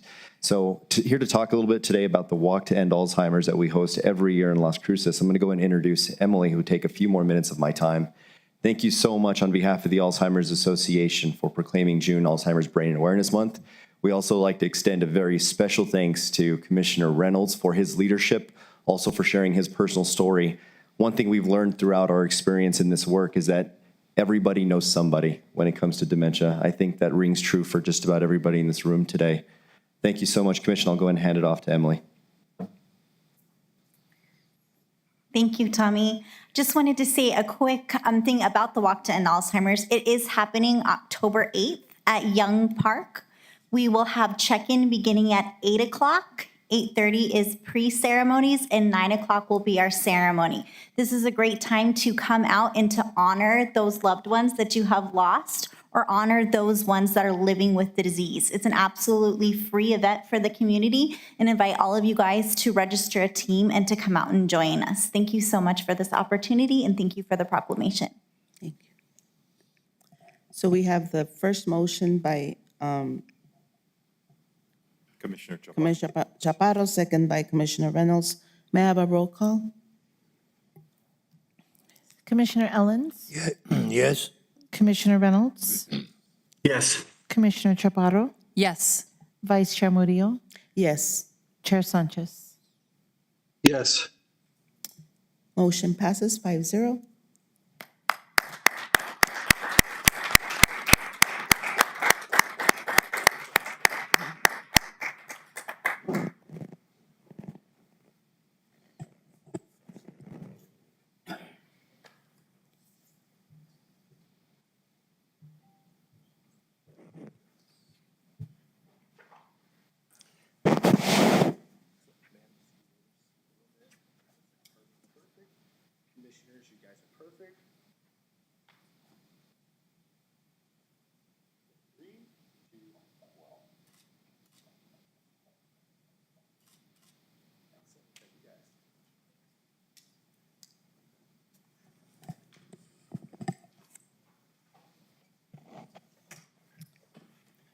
And Madam Chair, since Commissioner Reynolds' involvement in this, we'll try to figure how to add him digitally to the photograph. So he's part of it as well. I think he had one in a tux earlier. Item number 4, proclamation honoring NMSU's Aggie baseball team for his Western Athletic Conference title. May I have a motion on this item? So moved. Do we have a second? I second. First motion by Commissioner Chaparro, second motion by Commissioner Murillo. Thank you, Madam Chair. First of all, Coach, welcome, and I am so excited. I couldn't find my Aggie t-shirt this morning, so this is as close as it got. Ladies and gentlemen, during the past couple of years, the world stopped, and our routines changed, and we all adjusted to the new normal. Despite it, our students remained resilient, and today we're honoring some of those students who not only kept their focus, but also participated as athletes in a sport that gave us something to lift our spirits and to definitely cheer about. Coach, my mother and my father are baseball people. My father's 92, my mother's 87, and so they were used to traveling to see the Diamondbacks in Phoenix. And because of their age and because of the COVID, they were not able to attend the games, but they were also watching the Aggies as I was. And what an exciting season this was. So as it turned out, this was a challenging regular season. And these young men, along with their coaching staff, pulled up one of the most memorable seasons that will be talked about in many years, certainly in my household. They're talented, they are high caliber athletes, and they managed to become champions despite having less than a .500 record. They managed to win the conference tournament, and they probably thought they would have never been invited to participate in. Not only did they get into the tournament, but they won 4-0.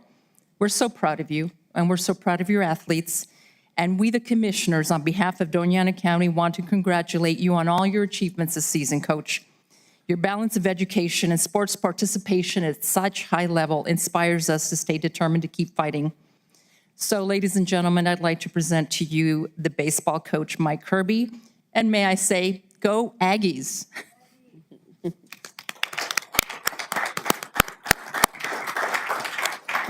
Mr. Macias, would you please read the proclamation? Thank you, Madam Chairwoman, although Commissioner Chaparro, I think you already hit all the highlights. In this proclamation, however, whereas the hard work, dedication, sportsmanship, talent, and exceptional team chemistry of the 2021-2022 NMSU baseball team has propelled them to win the Western Athletic Conference Baseball Tournament Championship. And whereas, despite a season plagued with adversity and a near league bottom finish, the Cinderella Aggies advanced to the NCAA tournament for the first time since 2018 with an automatic bid after posting a perfect 4-0 record to win their conference tournament. And whereas we applaud the leadership of head coach Mike Kirby, assistant coach Michael Pritchard, assistant coach and recruiting coordinator Keith Zuniga, volunteer assistant coach Brandon Van Horn, athletic trainer Nick Hamilton, all teachers and staff at NMSU, the families and support systems who have been instrumental in helping these young men experience success on and off the field. And the proclamation identifies every member of the baseball team. Now, therefore, and I'll let Coach Kirby talk a little bit about them in particular. Now, therefore, the Doña Ana County Board of County Commissioners does hereby recognize the 2021-22 NMSU Aggie baseball team for its memorable season, Western Athletic Conference title, and NCAA tournament advancement. Madam Chairwoman, a proclamation for the consideration of the Commission. Thank you. Coach, would you like to say a few words? I just wanted to say thank you to everyone here, and this is a great honor. I can tell you that my team's really honored, and when they get back, we'll take a photo and send one over to you guys. Thank you very much, and go Aggies. Madam Chair, this is Commissioner Sanchez. Do you mind if I say a couple of words? Go ahead, Commissioner Sanchez. You have the floor. Thank you. Coach, I just want to commend you on your team and what a wonderful job they did representing the university, the community. And man, for you guys to get hot right and have that streak at the end of the season was perfect timing. And so I want to thank you for providing the community with that entertainment to be able to watch you all, cheer you on, and to win that the WAC championship. Many congratulations to you and your team, and for the community that are watching. If you've never been to an MSU baseball game, they have an amazing venue. It's a great opportunity to take the family out next year when they play next season. But go out and cheer the Aggies, because man, it's fun to go watch there, and being here in the community. It's a lot of fun to cheer them on. So thank you, Coach. Thank you to your team, and congratulations on your season. Thank you, Madam Chair. Thank you, Commissioner. May I have a motion, roll call for this item? Commissioner Ellens, Yes. Commissioner Reynolds, Yes. Commissioner Chaparro, Absolutely.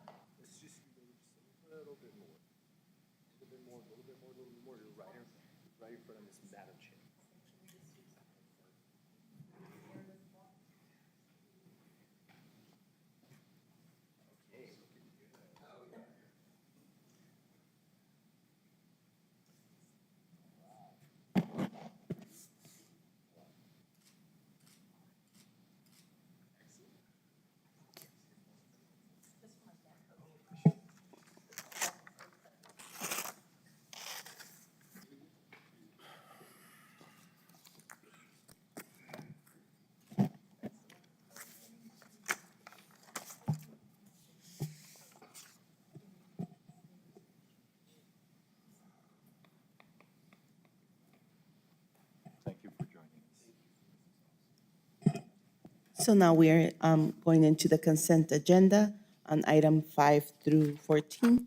Any of the Board of Commissions have any of these items that needed to be taken out before approval for discussion? I see and hear none. May I have a motion for approval of consent agenda items 5 through 14? So moved. So moved. Second. First motion by Commissioner Chaparro. Second motion by Commissioner Reynolds. Discussion? I see and hear none. May I have a roll call? Commissioner Ellens, Yes. Commissioner Reynolds, Yes. Commissioner Chaparro, Yes. Vice Chair Murillo, Yes. Chair Sanchez. Yes. The consent agenda has 3 resolutions. Item number 11, 2022-35. Item number 12, 2022-36. Item number 13, 2022-37.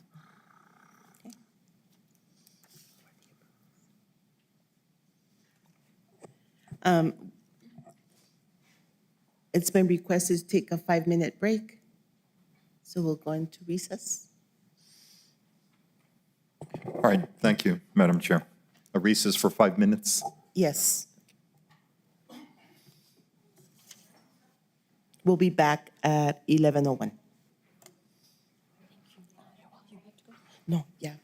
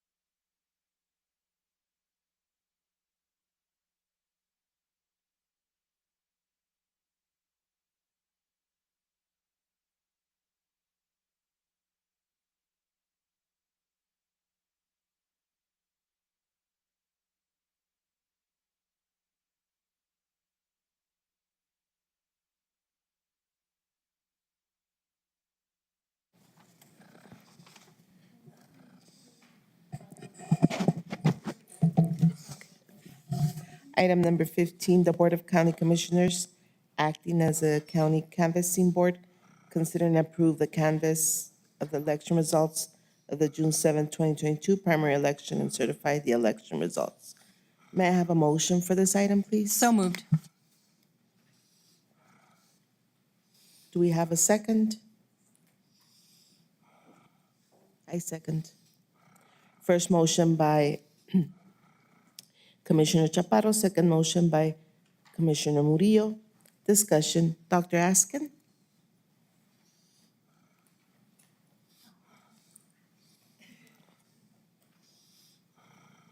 You have the floor. Thank you. Good morning, Madam Chair, Commissioners, our commissioners virtually as well. My name is Dr. Amanda Lopez-Askin. I am very proud to currently serve as the Doña Ana County Clerk, and today I'm here to discuss the primary election and ask for it to move forward to state certification after the review and approval by this body. So, in front of you, you should have a folder that has a very brief PowerPoint. It's really just more of a reminder to me to get to certain talking points. And again, we are reviewing the 2022 primary election. I'm going to start by talking about, to always give the thank yous. So running elections in Doña Ana County, as Commissioner Ellens knows, is a big lift. We are the second most populous county in the state, as well as the fact that we have large rural areas. So to say that it's a big lift is not an exaggeration. We proved in 2020 that this big lift was manageable with the support of our community members. But I'm going to start first with the county. I want to thank facilities. Facilities are, there's so many unsung heroes in Doña Ana County, but they made sure that our elections voting sites that our county owned were well taken care of, and were able to host our polling locations, made sure we had keys, et cetera. So I want to thank them, as well as all of the activity that happens in our building, which is constant. Also, security, that is something that in the last few years we made sure to make a priority, and they have, we were able to negotiate that and get that situated for us throughout the election, and they stayed late when we did training. As always, I will continue to hold Sandra Bali and Erica and Human Resources on a pedestal, because not only have they learned the system in which we must hire early voting folks. So in Doña Ana County, like other counties, we have to bring on election officials as temporary employees if they're employed longer than a certain amount of time, and they do this. So think about, the 50, 60, 70 early onboards they have to do for all these employees, and that includes reference checks, paperwork, training, all of those things. Sandra Bali and Erica continue to amaze me with their professionalism, their support, and whenever I ask for anything, even if it's at the last minute, even if it's a struggle, they help us so much. So big thank you to them. And I've said this before and I'll say it again, Sandra Bali could rule the world. So thank you to Sandra, as always. I'm gonna go ahead and point out my staff that is here. Brandy, who does our meeting minutes, and you all know well. Brandy is like one of the unsung heroes of our own office, because she is an administrative assistant, which means she does everything. So, and she does it with a great attitude, and she wants to help, and she's supportive, and we really appreciate Brandy, so thank you. And I'm going to point out specific folks, but that doesn't mean the entire office doesn't do everything they need to do and sacrifice in the weeks and months heading into an election, and even after, to make sure it happens. So we have Emily Burr. She is our new voter registration lead, and that means that she gets to talk to a lot of voters every day. She makes sure we're handling and processing all of the things that we do connected to voter registration, as well as Doreen Calzada. She is our new, and not improved, but our new, because she's so awesome, and she has been awesome as long as I've been here. And she's been promoted, and she supports our staff, making sure everyone's on board, taking care of scheduled, and takes care of all the details. We also have Karen, who's our new election official administrator. So she is awesome in that she makes sure we have election officials, which is one of the biggest lifts that we do. And we have Janice. There she is. She is our supervisor for the Bureau of Elections. We also have Miss Tanya right here, and she has taken on the role of absentee, which previously belonged to Doreen. So those two are working in sync to make sure everything is done. All right, so nobody else is in here. Hopefully some of them are watching. They know what they do every election to make sure these elections happen and happen well, and I want to extend a huge thank you to them. All right, the other thank you is to our community members who act as election officials. We don't administer the election alone. We get everything ready. We do everything we can do to make sure our sites are open, taken care of. Election officials in our community are literally prop up democracy. And those who stepped up, thank you. I'm going to be asking that we continue to recruit, and I may ask all the commissioners for help and support in that. I had talked to an election official on election night who was almost in tears, partly because she was so overwhelmed by the amount of voters, which we think is great that she has a lot of voters, but she didn't have enough. She probably needed at least one more person to help her. And so it was a long day. She was very emotional. So we're going to continue to actively recruit. All right, let's go ahead and move into the presentation. And, there we go. So turnout, early voting, I keep calling it sluggish, and it was. Early voting had a little over 5,500 voting in person. We began early voting here in our building, and that expands X amount of days later to all the early voting sites across Doña County. Election day, very thankful we had a little bit of a boom, and we have a little over 8,800, as well as a little under 1,200 voters at absentee. Our turnout was approximately 16%. We always put asterisks on everything because this is unofficial. Everything is unofficial until it moves forward to the Secretary of State's certification. We did have a new secured container location at Corbett Center. I do my best not to refer to secured containers as drop boxes because secured containers and the statute have many layers of accountability, including video monitoring, sensors, et cetera. So I call them secured containers, and I hope you do as well. Same day voter registration this year was through Election Day. So that means if a student woke up on a Tuesday morning and said, wait a minute, I've been kind of under the basically pressure of getting my schoolwork done, a new college student may be here but wants to vote. Mom's called and said, you better be voting. That student with enhanced identification and address confirmation is able to register to vote on Election Day, which we think can only help and improve our participation rates. So this is the first year that minor parties and unaffiliated were able to change their parties. I described this at length in our our election official training. Those who already have picked a major party, Republicans, Democrats, and Libertarian, were not able to change their parties. But if you had not picked one of those parties to participate and you were not able to participate, you were able to this year. It was considered a semi-open primary. And I think total numbers is we had over 500 people took advantage of that in Doña County. And I think we were the second, maybe we were the third largest in the state in terms of that number. Okay, again, these official county certified canvass results are reviewed by the Secretary of State. And basically what that means is we've gone through every single site and dotted all the I's, crossed all the T's, counted for everything, confirmed it, and now we send it to the Secretary of State and they go through that painstaking process as well.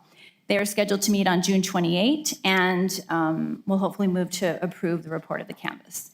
The Secretary of State will send certificates of nomination after June 28th. And that is all I have for you connected to anything specific, numbers, et cetera. But I'd be happy to answer any questions that you all have connected to our primary election. Dr. Askin, how many, I'm curious. Yes. Like on the secured ballots, we have one there in the city of Anaheim, Secured right? container, yes. So how many ballots do you usually get, like an average? It really is a trickle. I think there were days on end when we had, they're checked every 24 hours by, there's chains of custody when there are ballots that need to be removed. And we could go days without any of them having any, or they could have 5 or 6. It really just depends. It's not a huge amount, but the option to submit a ballot that way is still very important, especially Lindsay was talking about voters who are unable to go to a polling location literally to vote because of their mobility or other issues. And then beyond that, some folks are not super trusting of the length of time it would take the post office. So the secured containers are a real help for those voters. Any questions from the board? Madam Chair, Yes, Commissioner? Commissioner. I may be missing something, but where are the results? Do you have your, Mr. Chairman, excuse me, Madam Chair, Mr. Allens, I believe there's a blue folder in front of you. But I would, here we go. that's better, because I would think the public who's ever watching this would like to see that, because they don't have access to the materials we have. And here is the summary bucket report, which includes the breakdown. I think this is like 9 pages long. And you have that as well in front of you.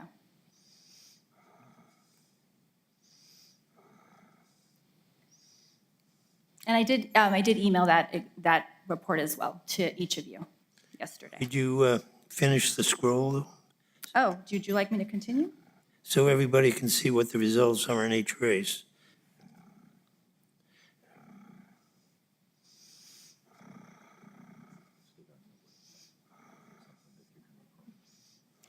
There's also information on the Secretary of State's website, and we'd be happy to provide this to any particular buddy that's interested, and can likely make a place for it on our website. I'm looking at.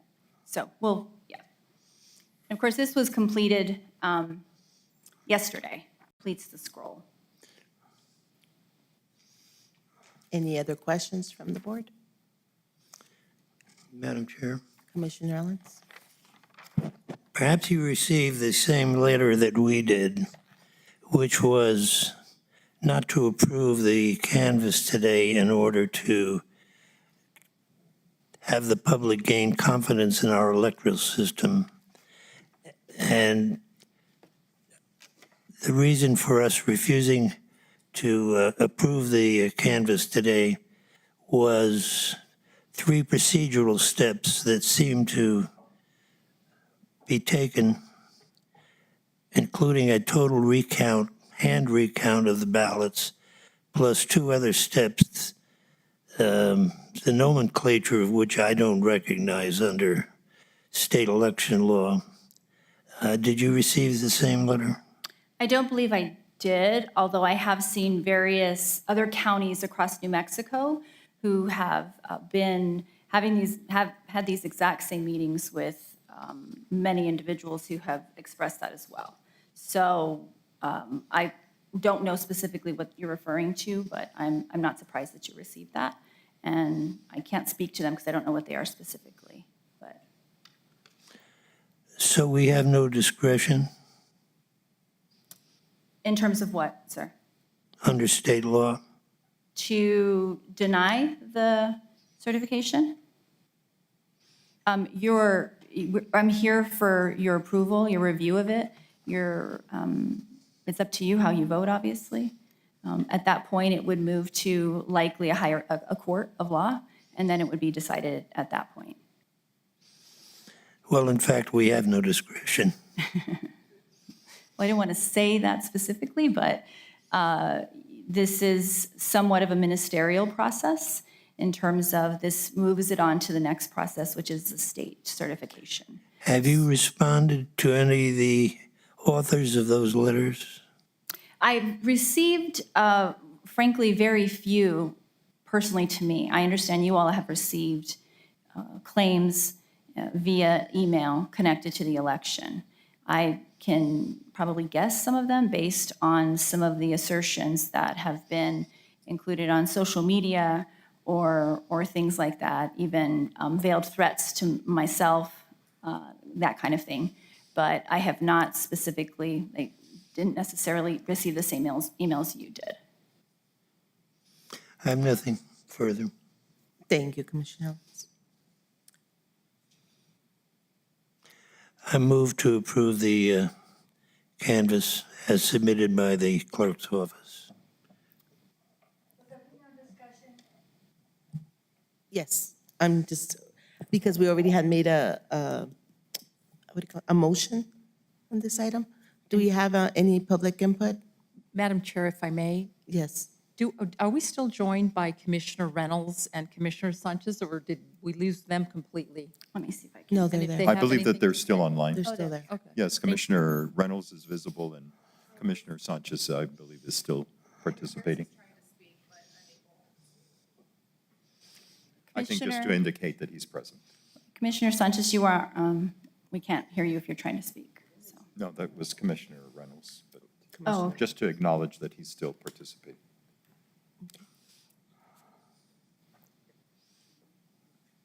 So, Madam Chair, I believe that there is a motion if there is a second, but nevertheless, there should be a request for any public input.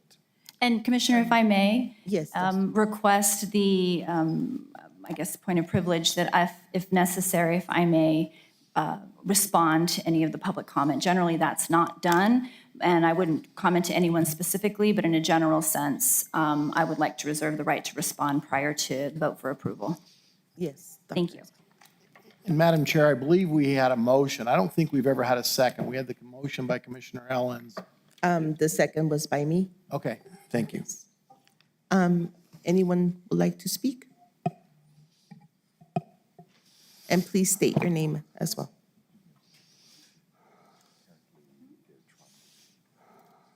Good morning. My name is Joan Shearer, and I am a 50-year-long career, what do I call it? A pension consultant in the actuarial sciences field. My penchant is numbers. The point I'm going to make today is purely my misgiving of how we have been looking at these computers and the machines, the tabulators. I've seen enough information that has caused me confusion, and I think that it would at least be a necessary step in your review that you actually take a look and inspect the machines. That is the biggest contention. It has nothing to do with our county clerks or our other county employees. It's merely the machines that seems to be where we have no control. We're asking that, and where I come in, I know that numbers don't lie. The analysis that I've seen tells me that we've got something amiss, and we need to take a look at it. And that's where the CVR comes in, the cast vote record, which is contained in these tabulators. That was the CVR that you're referring to, and those emails were from me. So that was as of yesterday. So I'm purely asking that you, whatever you actually do, is at least ask the question and get an answer. Anything you inspect, you can expect.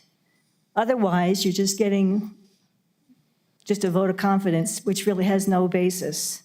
And that's all I'm asking, is you please inspect. Thank you. Anyone else?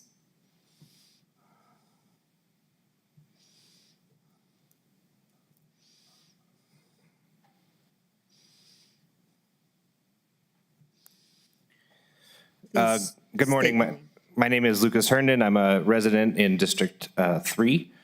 I'm here as a person who has participated in elections in lots of ways. As a voter, I'm a voter registration agent for this county. I have volunteered as a poll watcher. I have volunteered as a ballot count overseer at the warehouse. I have worked on campaigns. I have knocked for candidates. And I work in the political field as a profession, going on a decade now. I think that what I mostly want to drive home is that when we do research about the big lie, as it's sort of generically called, it's all a grift, and it's all various levels of grift.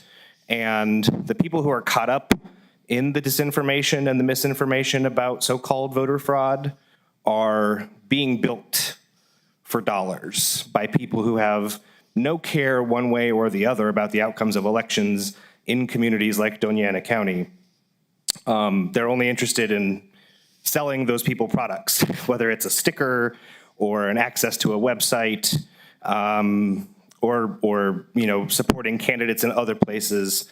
And it's sad. It really is sad. You can see this in Otero County, where the big lie has really sort of taken hold, and the county was almost bilked for $50,000 by a grifter named Shiva Ayudarai, who runs an email system that has somehow been lifted up as this expert in voter information systems. And as soon as the federal government said, hey, look, this doesn't look right, we're going to investigate all of these proceedings, Mr. Ayudarai pulled his company's support of the proponents who are pushing the big lie. And he has done everything he can to backpedal and not be a part of it, because if he's not going to get paid, he has no interest in the actual outcomes, because none of them do. And so I'm here in support of our county clerk and of this board and of our Secretary of State, because it has been recognized nationally and internationally as one of the best voting systems that is out there. We're very fortunate in this state and this county to have such dedicated servants to make sure that votes like mine and yours all count. That's all I have. Thanks. Thank you. Can you please sign in?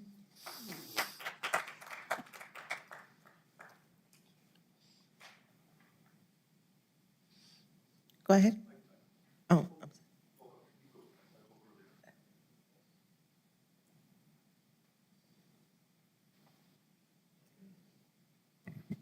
Good morning or afternoon, I'm not sure what time it is, but Chairwoman, Commissioners, thank you for hearing from me today. My name is Abraham Sanchez. I'm a lifelong resident of Doña Ana County. I currently live in District 1. I also previously worked in the Doña Ana County Clerk's Office under Clerk Lynn Owens and also under our clerk now. I actually was a part of the administration of 12 elections during the time I worked here, including most of the elections that placed many of you on this dais today. I just primarily want to come up here to applaud the Doña Ana County Clerk's Office on a fine job in this most recent election. They have done an incredible job at streamlining our ability to see what's going on in the election and to be able to have confidence in that election. For those of you who may have been keeping up with the January 6th hearings, yesterday we actually learned something really interesting. And so for some of you, particularly Commissioner Ellens, if you've thought at times that this big lie narrative about large-scale fraud sounded like the mad ramblings of a drunken fool, it's because that's actually where they came from. So we now know that former New York Mayor Rudy Giuliani, disgraced attorney, is actually the one behind most of this. And this is the reason that this has spread so far and wide. As Deputy Clerk Bachman noted, they raised $250 million based on this, even though everyone around the former president told him that this was nonsense. He had that one person who told them that there was large-scale fraud. And this is actually what it's led to. So I don't want to suggest that every single community member who believes that there's large-scale fraud in these elections are mad, rambling, drunken fools. But this is where it's coming from, actually. So most people who understand elections and pay attention to them and do the analysis afterwards can see that it is utter nonsense. And I would actually laugh at this stuff if it was actually funny. The problem is that what it does is it leads to the degradation of election workers all over this country and in this county. There are large numbers of people who don't want to have anything to do with elections anymore, and in some ways, including myself, because who would want to be a part of this? So it's important that we understand and take into consideration how well our elections actually go in Doña Ana County. I should also add, I'm a certified Dominion voting machine technician, and so most of what you're hearing about this is utter nonsense, actually, and the end goal is actually just to make elections more difficult. They actually want to take away voting convenience centers, which is what would happen if we didn't have Dominion voting machines here. So it's important to take all these things into consideration, but my hope is that you will vote to certify this election, and in a very resounding way, congratulate the clerk's office on a job well done in this most recent primary election. Thank you. Thank you, Mr. Sanchez. Can you please sign in? Mr. Macias, I have an individual who wants to speak, but if he already spoke on the public input, can he speak again? If he's only going to address the same thing, no. He's already had his public input. But if he has a different topic that he's wishing to address, or different information to present, then certainly it would be appropriate.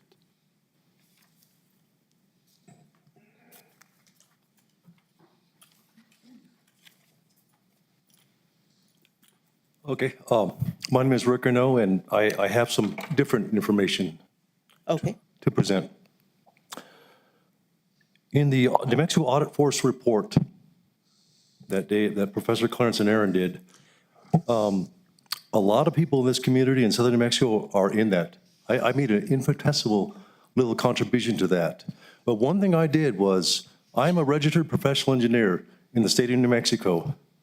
For 30 years at White Sands Missile Range, I ran the world's largest test chamber and dynamics lab. So we know temperature very well and temperature control. Now, in that audit report is the work of Ms. Lisa Smith. I might have the first name wrong. I read her affidavit. You go through the affidavit, it even tells you how to download the data, the New York Times Edison data. You can download it from your Excel spreadsheet if you guys didn't know that. So anyway, the point of all this I'm trying to make is, what you've probably heard, oh, the election was controlled like cruise control or a temperature control. Well, yes, it was. I saw it. I watched her films. Aaron Clements and the professor don't even know about, I've never even told them this, but my assessment as a professional engineer, mechanical engineering in the field of temperature control for 30 years is that needs to be looked at. And let me say one more thing.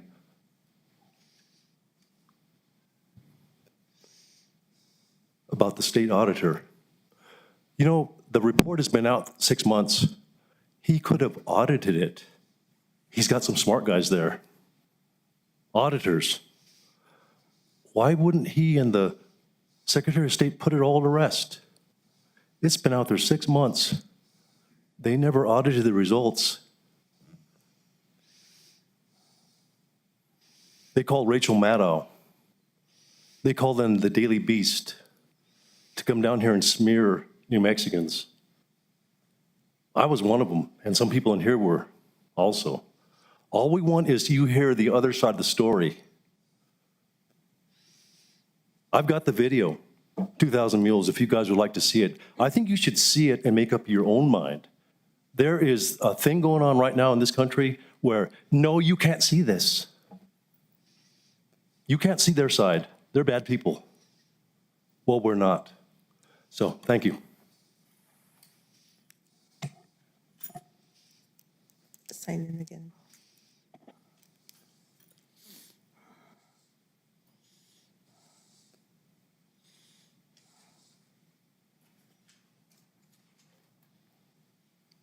Can you state your name, please? My name is Bernie Digman. Good morning. Good morning. Say good morning to my chief and my captain back there. I'm a native of New Mexico. I was going to the university, or to New Mexico State back in 1972 when I was drafted. My family has grown up here. I check off all the marks for being a legitimate citizen of the state. I want to thank the county clerk's office for the outstanding job that they've done.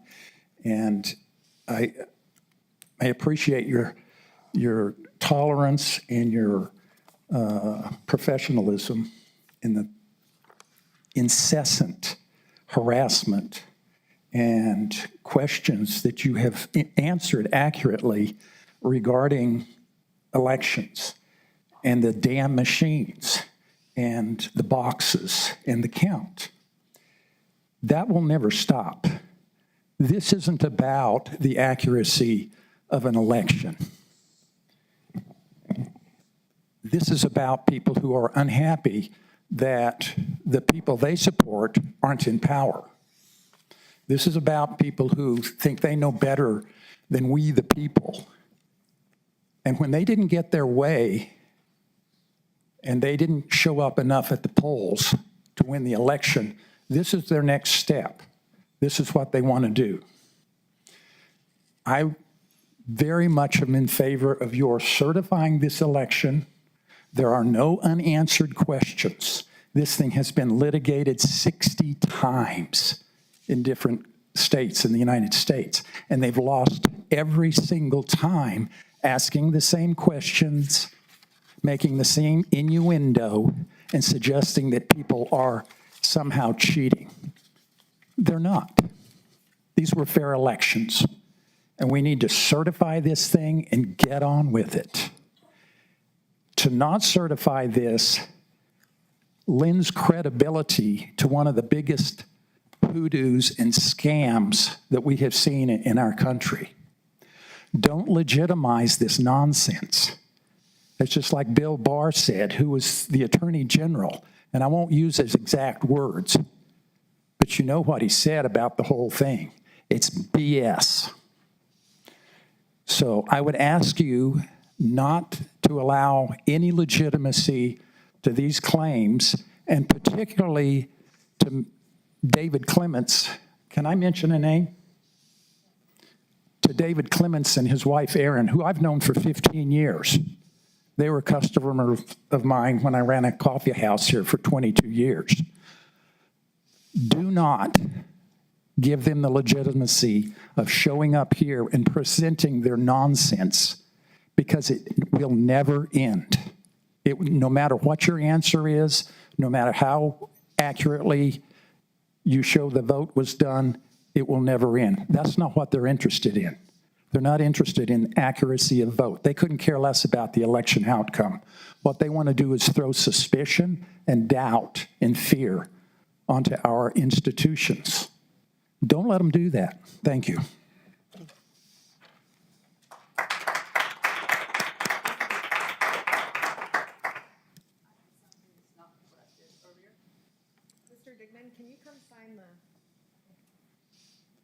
Is it different from what you stated? Yes, ma'am, it is. Okay. And it's not even machine related. I went to vote at 2:30 at City Hall on Election Day. I was very active in a campaign for governor on the Republican side. I had my campaign shirt covered completely buttoned up. I parked my vehicle that was marked in the library so nobody would do anything untoward because I was there. And what do I see when I approach City Hall but a long bed white pickup truck with a candidate's big sign parked in the front row of City Hall? The presiding judge has responsibility to patrol the perimeter of the polling location, as well, I would think, as the permanent BOE employee who was there to do same-day registration. That's not a machine issue. That's one of the most basic laws of voter registration, of the voter election code, because I used to be a poll worker. And so I know that, and that's the first thing I saw. Thank you. Thank you. Can you please sign in? Anyone else would like to speak? I see and hear none. May I have a roll call on this item, please? Commissioner Ellens? Yes. Commissioner Reynolds?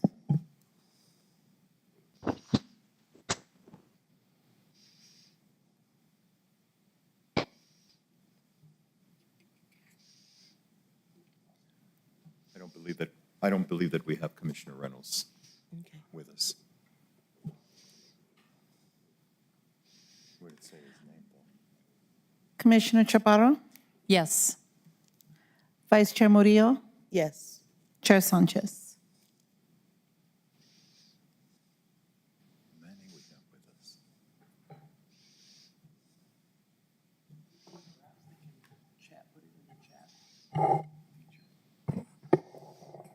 Mr. Chair, I don't know if they're having trouble getting the sound in, but perhaps there's a chat feature, I think, on this. They could possibly put their vote in there. Or otherwise, we have a vote of 3, and that is sufficient to certify. Do you all hear me? Yeah. Madam Chair? Yes, Commissioner Sanchez, we can hear you. Okay, my vote is yes. Okay. So motion passes 4-0. Thank you. Item number 16, we have the hearings and ordinances of public hearing to determine if fireworks restrictions should be imposed in issuance of a proclamation declaring extreme or severe drought conditions in Doñana County. Madam Chair, Nelson Gooden, County Attorney, and also to help discuss this if needed is Fire Chief Shannon Cherry. So what we have here is under the Fireworks Safety and Licensing Act, that is the state act that controls fireworks. And under that act, the various local governing bodies are allowed to pass ordinances that set up the fireworks that can be sold and used within that particular area. Now, there are some restrictions on it. We cannot completely ban all fireworks under any conditions. However, the Doñana County Fireworks Ordinance puts the most severe maximum restrictions that are allowed under the law in effect. And so we have that. At no time in Doñana County can you use aerial fireworks, ground audible fireworks. There's a list that you can use within the unincorporated areas of the county, and also which ones can be purchased. Now, we do have some interesting situations here in Doñana County because the city of Las Cruces has also imposed the exact same restrictions that the county has. However, we have the municipality of Hatch has not imposed those, nor has the municipality of Anthony. And so there are fireworks can be purchased in those two municipalities that, and also I forgot to mention Mesilla as well. And so they can, during the fireworks season, you can buy certain fireworks in those locations that you can't buy in others, and also in Anthony, and I think in Hatch as well, because they're considered specialty retailers. These sales can take place all year. Doñana County has also allowed specialty retailers, and there's one in the unincorporated areas, Boland's Travel Center, just west of town, that can sell the aerials and ground audibles year-round. For Boland's, within the unincorporated area of Doñana County, it has to be to persons who reside outside of Doñana County, and they check their ID. And if your driver's license says you live in Las Cruces, you can't buy them. If you live in Deming, you can. So what comes up around this time of year every year is that we have the issues of drought. And they're under the Fireworks Safety and Licensing Act, we can impose some additional restrictions if there's certain drought restrictions that drought conditions that exist within the county.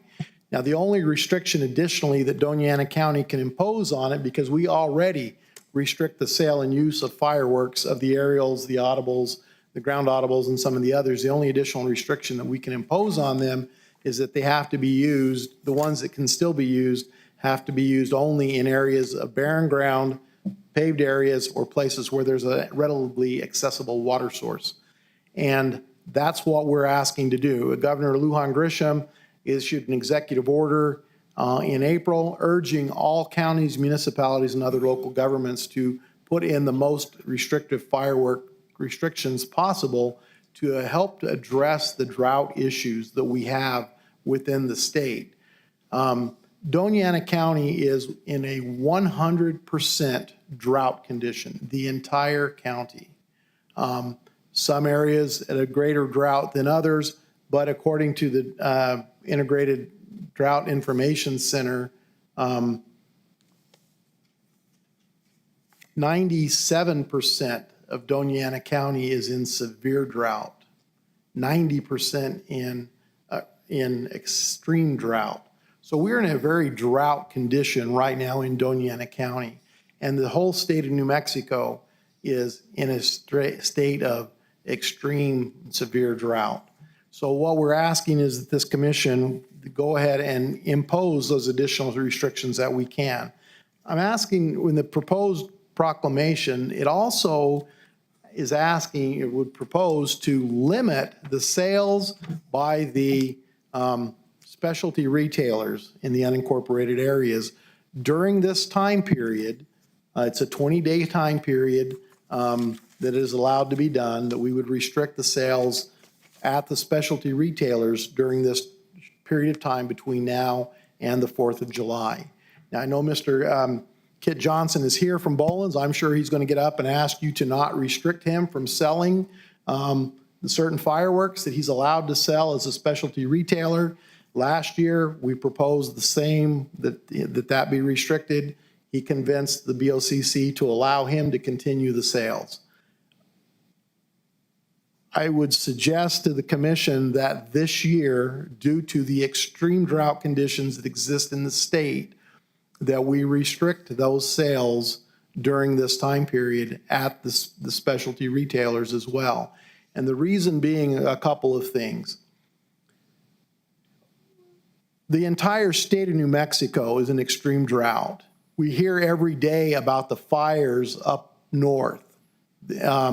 We hear every day, and we smell and we see the smoke every day from the fire, the black fire in Sierra County, just to our north.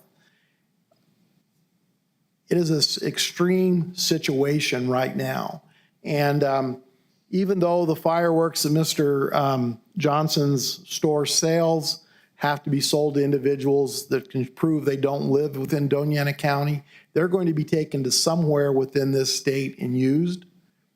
The entire state is in extreme drought condition, again, as I said.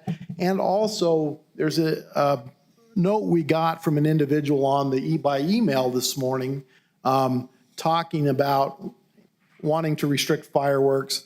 She mentioned, and we may have during public input two groups, one that say ban fireworks regardless of whatever all the time. Then there's the other group that says, we're Americans, it's 4th of July, we have to celebrate, let us shoot whatever we want off in the air. That's really not what we're here for today. We're really on a very focused issue.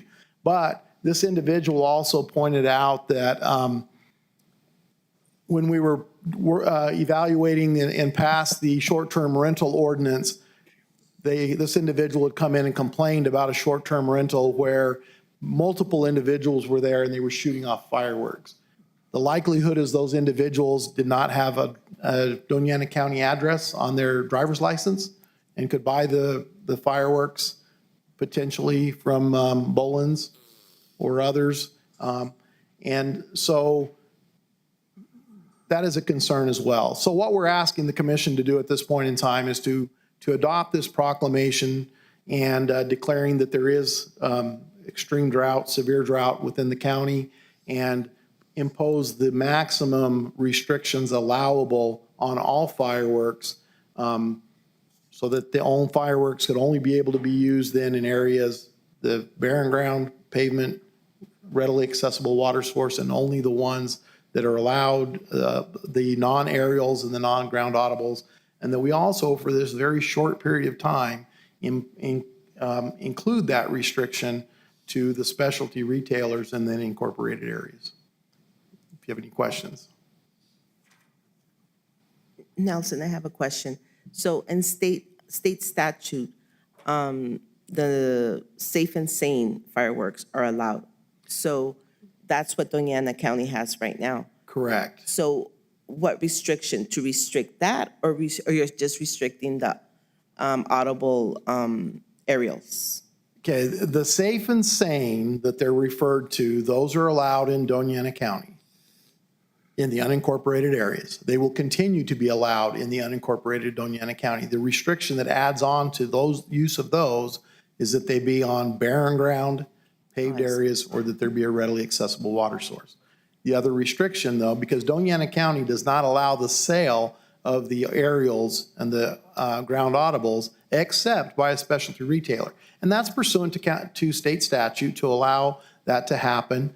And we allow that with some restrictions that you have to show to the retailer that you are not a resident of Doña Ana County by your driver's license or some other proof of address. And I've been out to Boland's and they've got a sign out there and they, so I think they're, as far as I can tell, complying with that provision. But that would be the other restriction that this proclamation would do, is it would limit the sale of those aerials and ground audibles by specialty retailers during this period from now until after the 4th of July.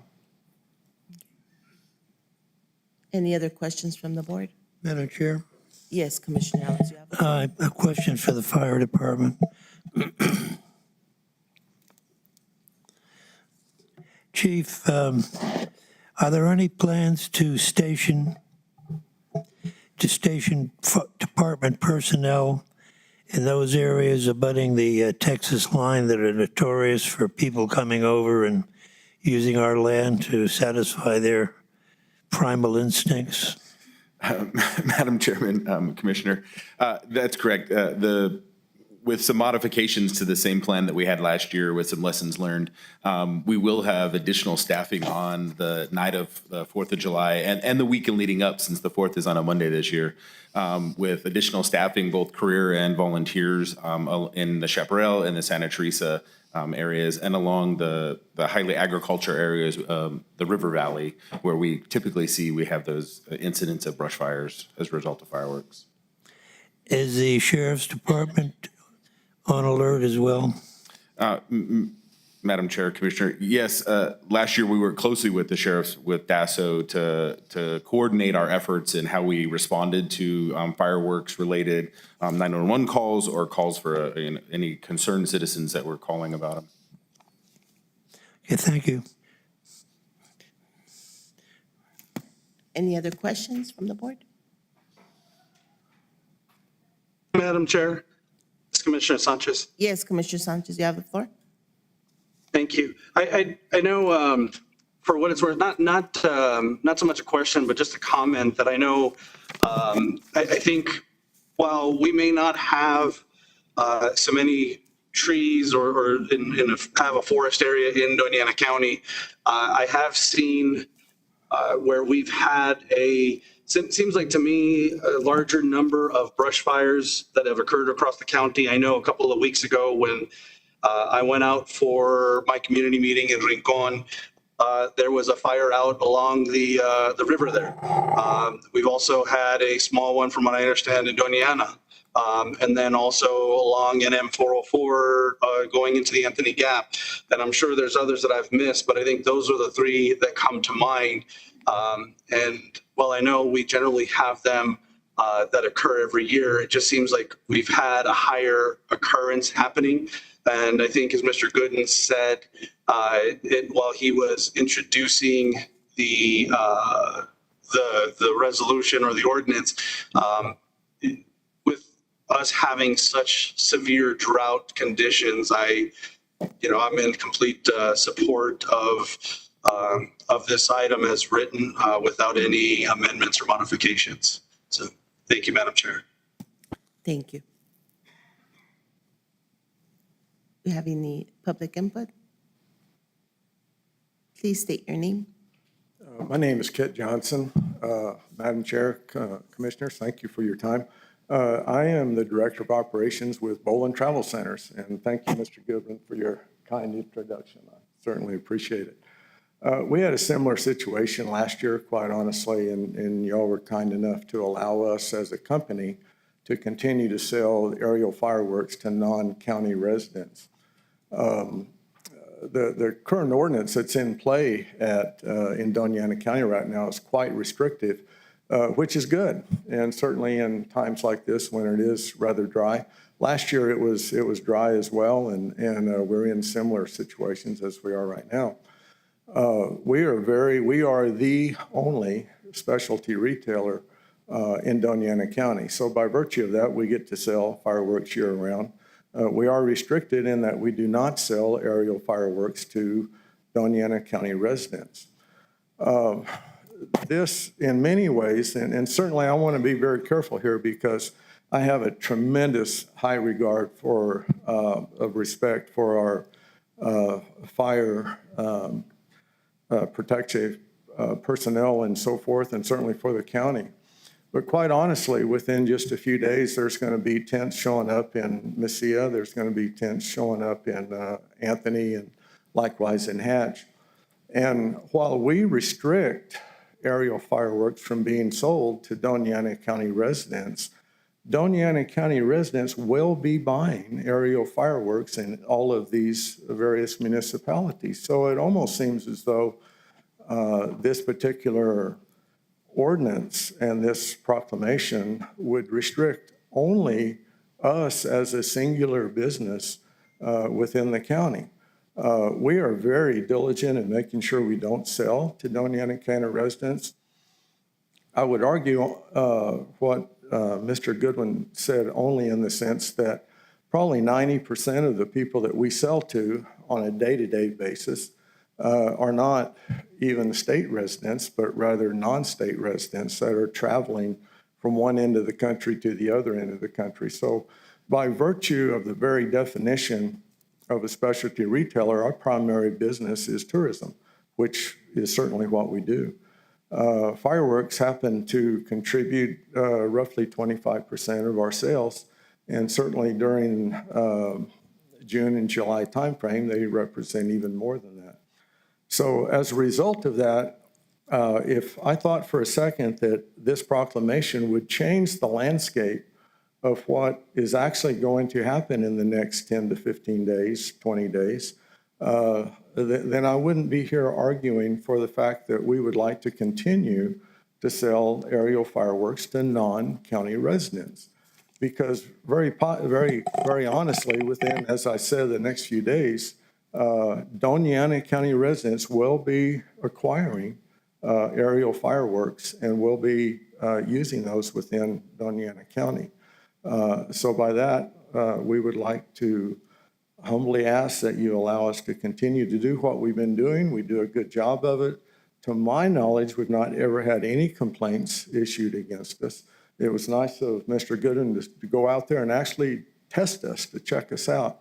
And from what he said, we seem to be doing a good job of it, which we try very hard to do that. We want to respect the county and the current ordinance in place. So with that, I'm open for any questions. Any questions from the board? Madam Chair, Yes. no questions, Mr. Johnson, just an observation. I don't think the issue is about your company doing a good job. The issue is about keeping our residents safe and secure. I was coming over the mountain a few years ago because my business requires me to travel, and I witnessed a brush fire that spread so quickly that there were 2 vehicles that were unable to avoid that fire, and that scares me. Unfortunately, this year we do have extreme drought, and we also have very high temperatures, and add to that some people that are irresponsible and are not thinking of the safety of the community. I'm not saying everyone is, but there's always a couple. So that's just my comment. Thank you. Yes, ma'am. Any other questions from the board? Commissioner Ellens? Another question for the Chief.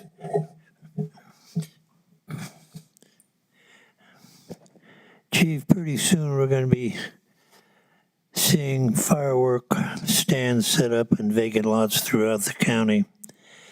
Does your department have any plans to inspect their inventory to see whether or not they're carrying prohibited merchandise?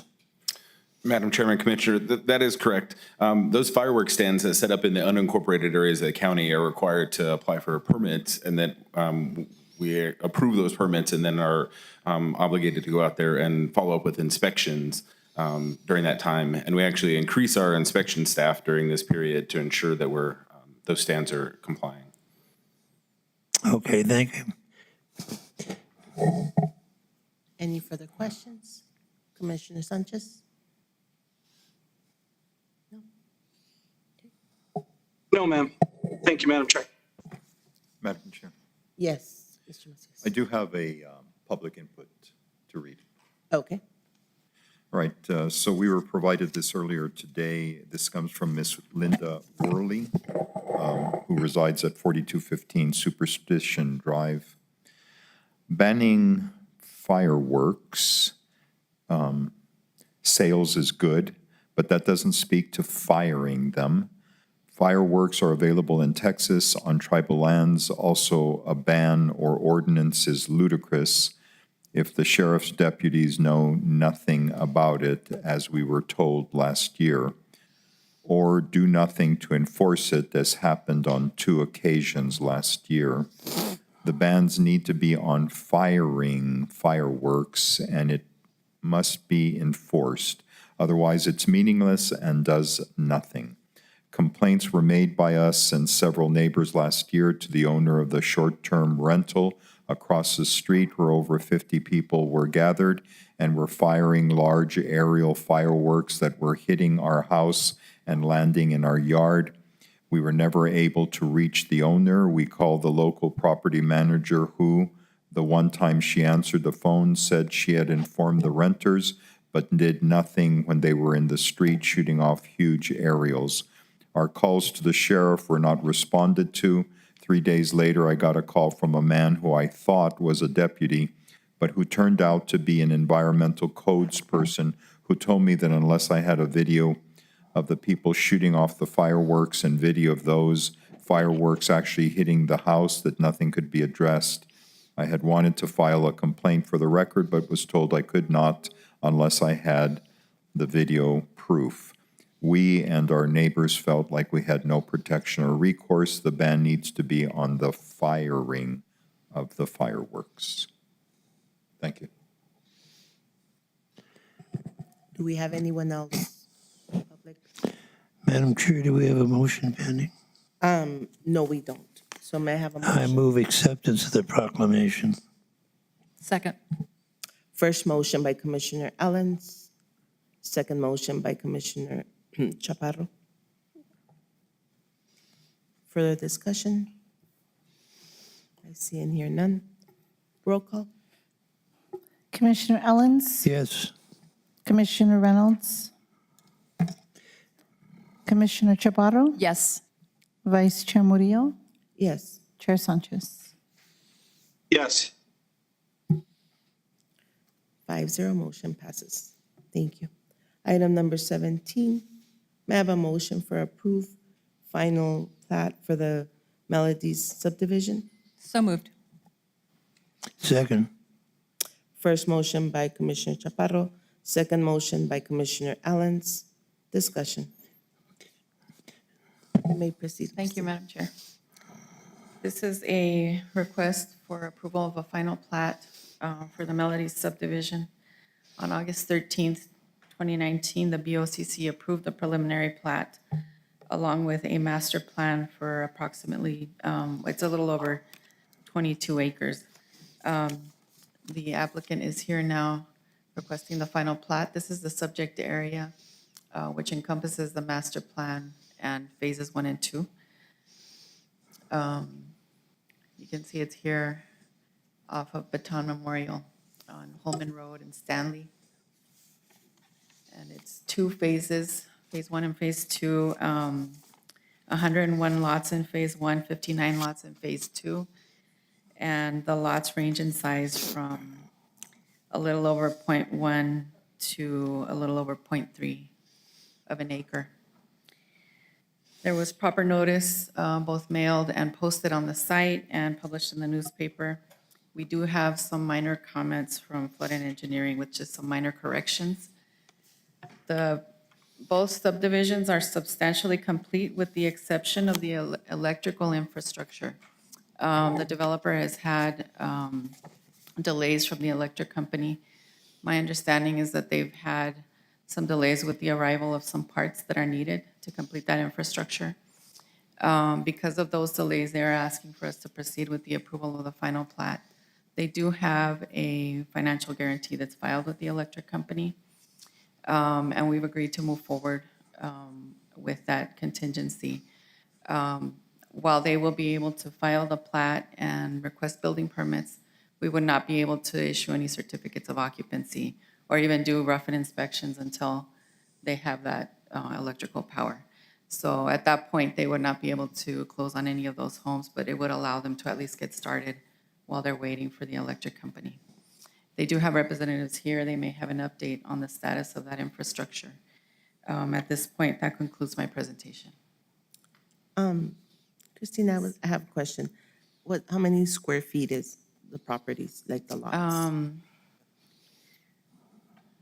trying to do a conversion in my head there.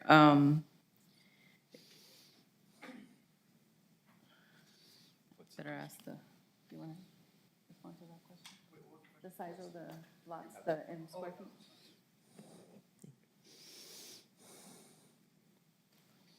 Good afternoon. My name is Carlos Gonzalez. The lots are about a fifth of an acre, 1.25 Is it less than My bad. 6,000 square feet? Yeah, 6,000 square feet, exactly. Exactly 6,000. Exactly, yeah, Okay. each lot 6,000 square feet, exactly. Okay, Yes, that was my question. sorry. Thank you.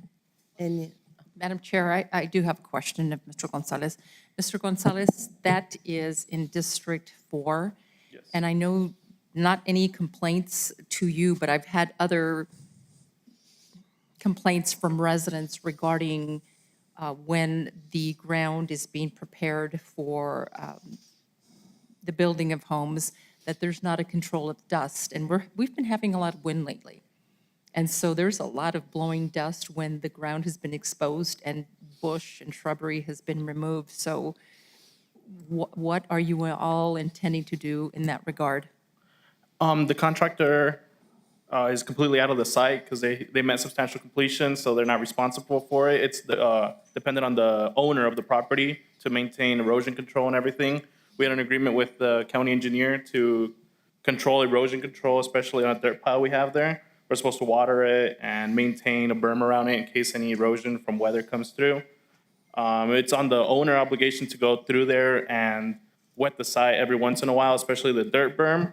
But the lots are compacted enough where no dirt should be able to blow through them. It should just be a dirt pile in the back. That's probably where the dust is coming from. All right, and you said you would be reviewing that every once in a while. What does that mean? It should be, I think it was twice a week that we agreed to water it. But that was basically it. We didn't agree to an exact amount, but that's what we had scheduled in our agreement with the owner. So that was it. Thank you. You got it. Sorry. any further questions from the board?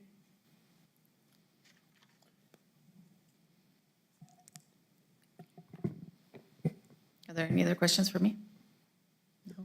I see and hear none. So this one, we have motion from Commissioner Chaparro, no motion from Commissioner Ellens. May I have a roll call?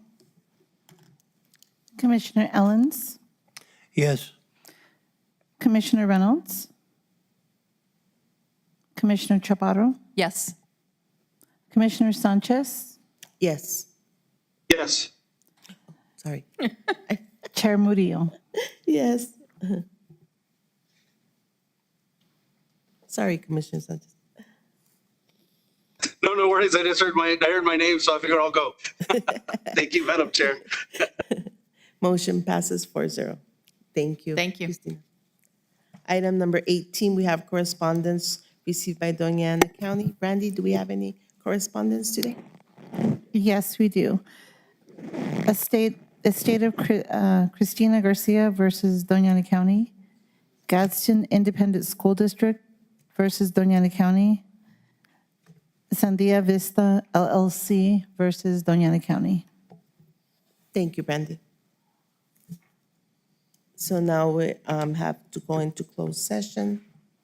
Madam Chair, Commissioner Chaparro? I move that the board convene in a closed session for the discussion of bargaining strategy preliminary to collective bargaining with the American Federation of State, County, and Municipal Employees, Council 18, FAL, CIO, Local 1879, Court Security, and Local 1529 Detention Center, and the International Association of Firefighters, Local 5037, as authorized by the Open Meetings Act, Statute 10-15-1, subsection H5.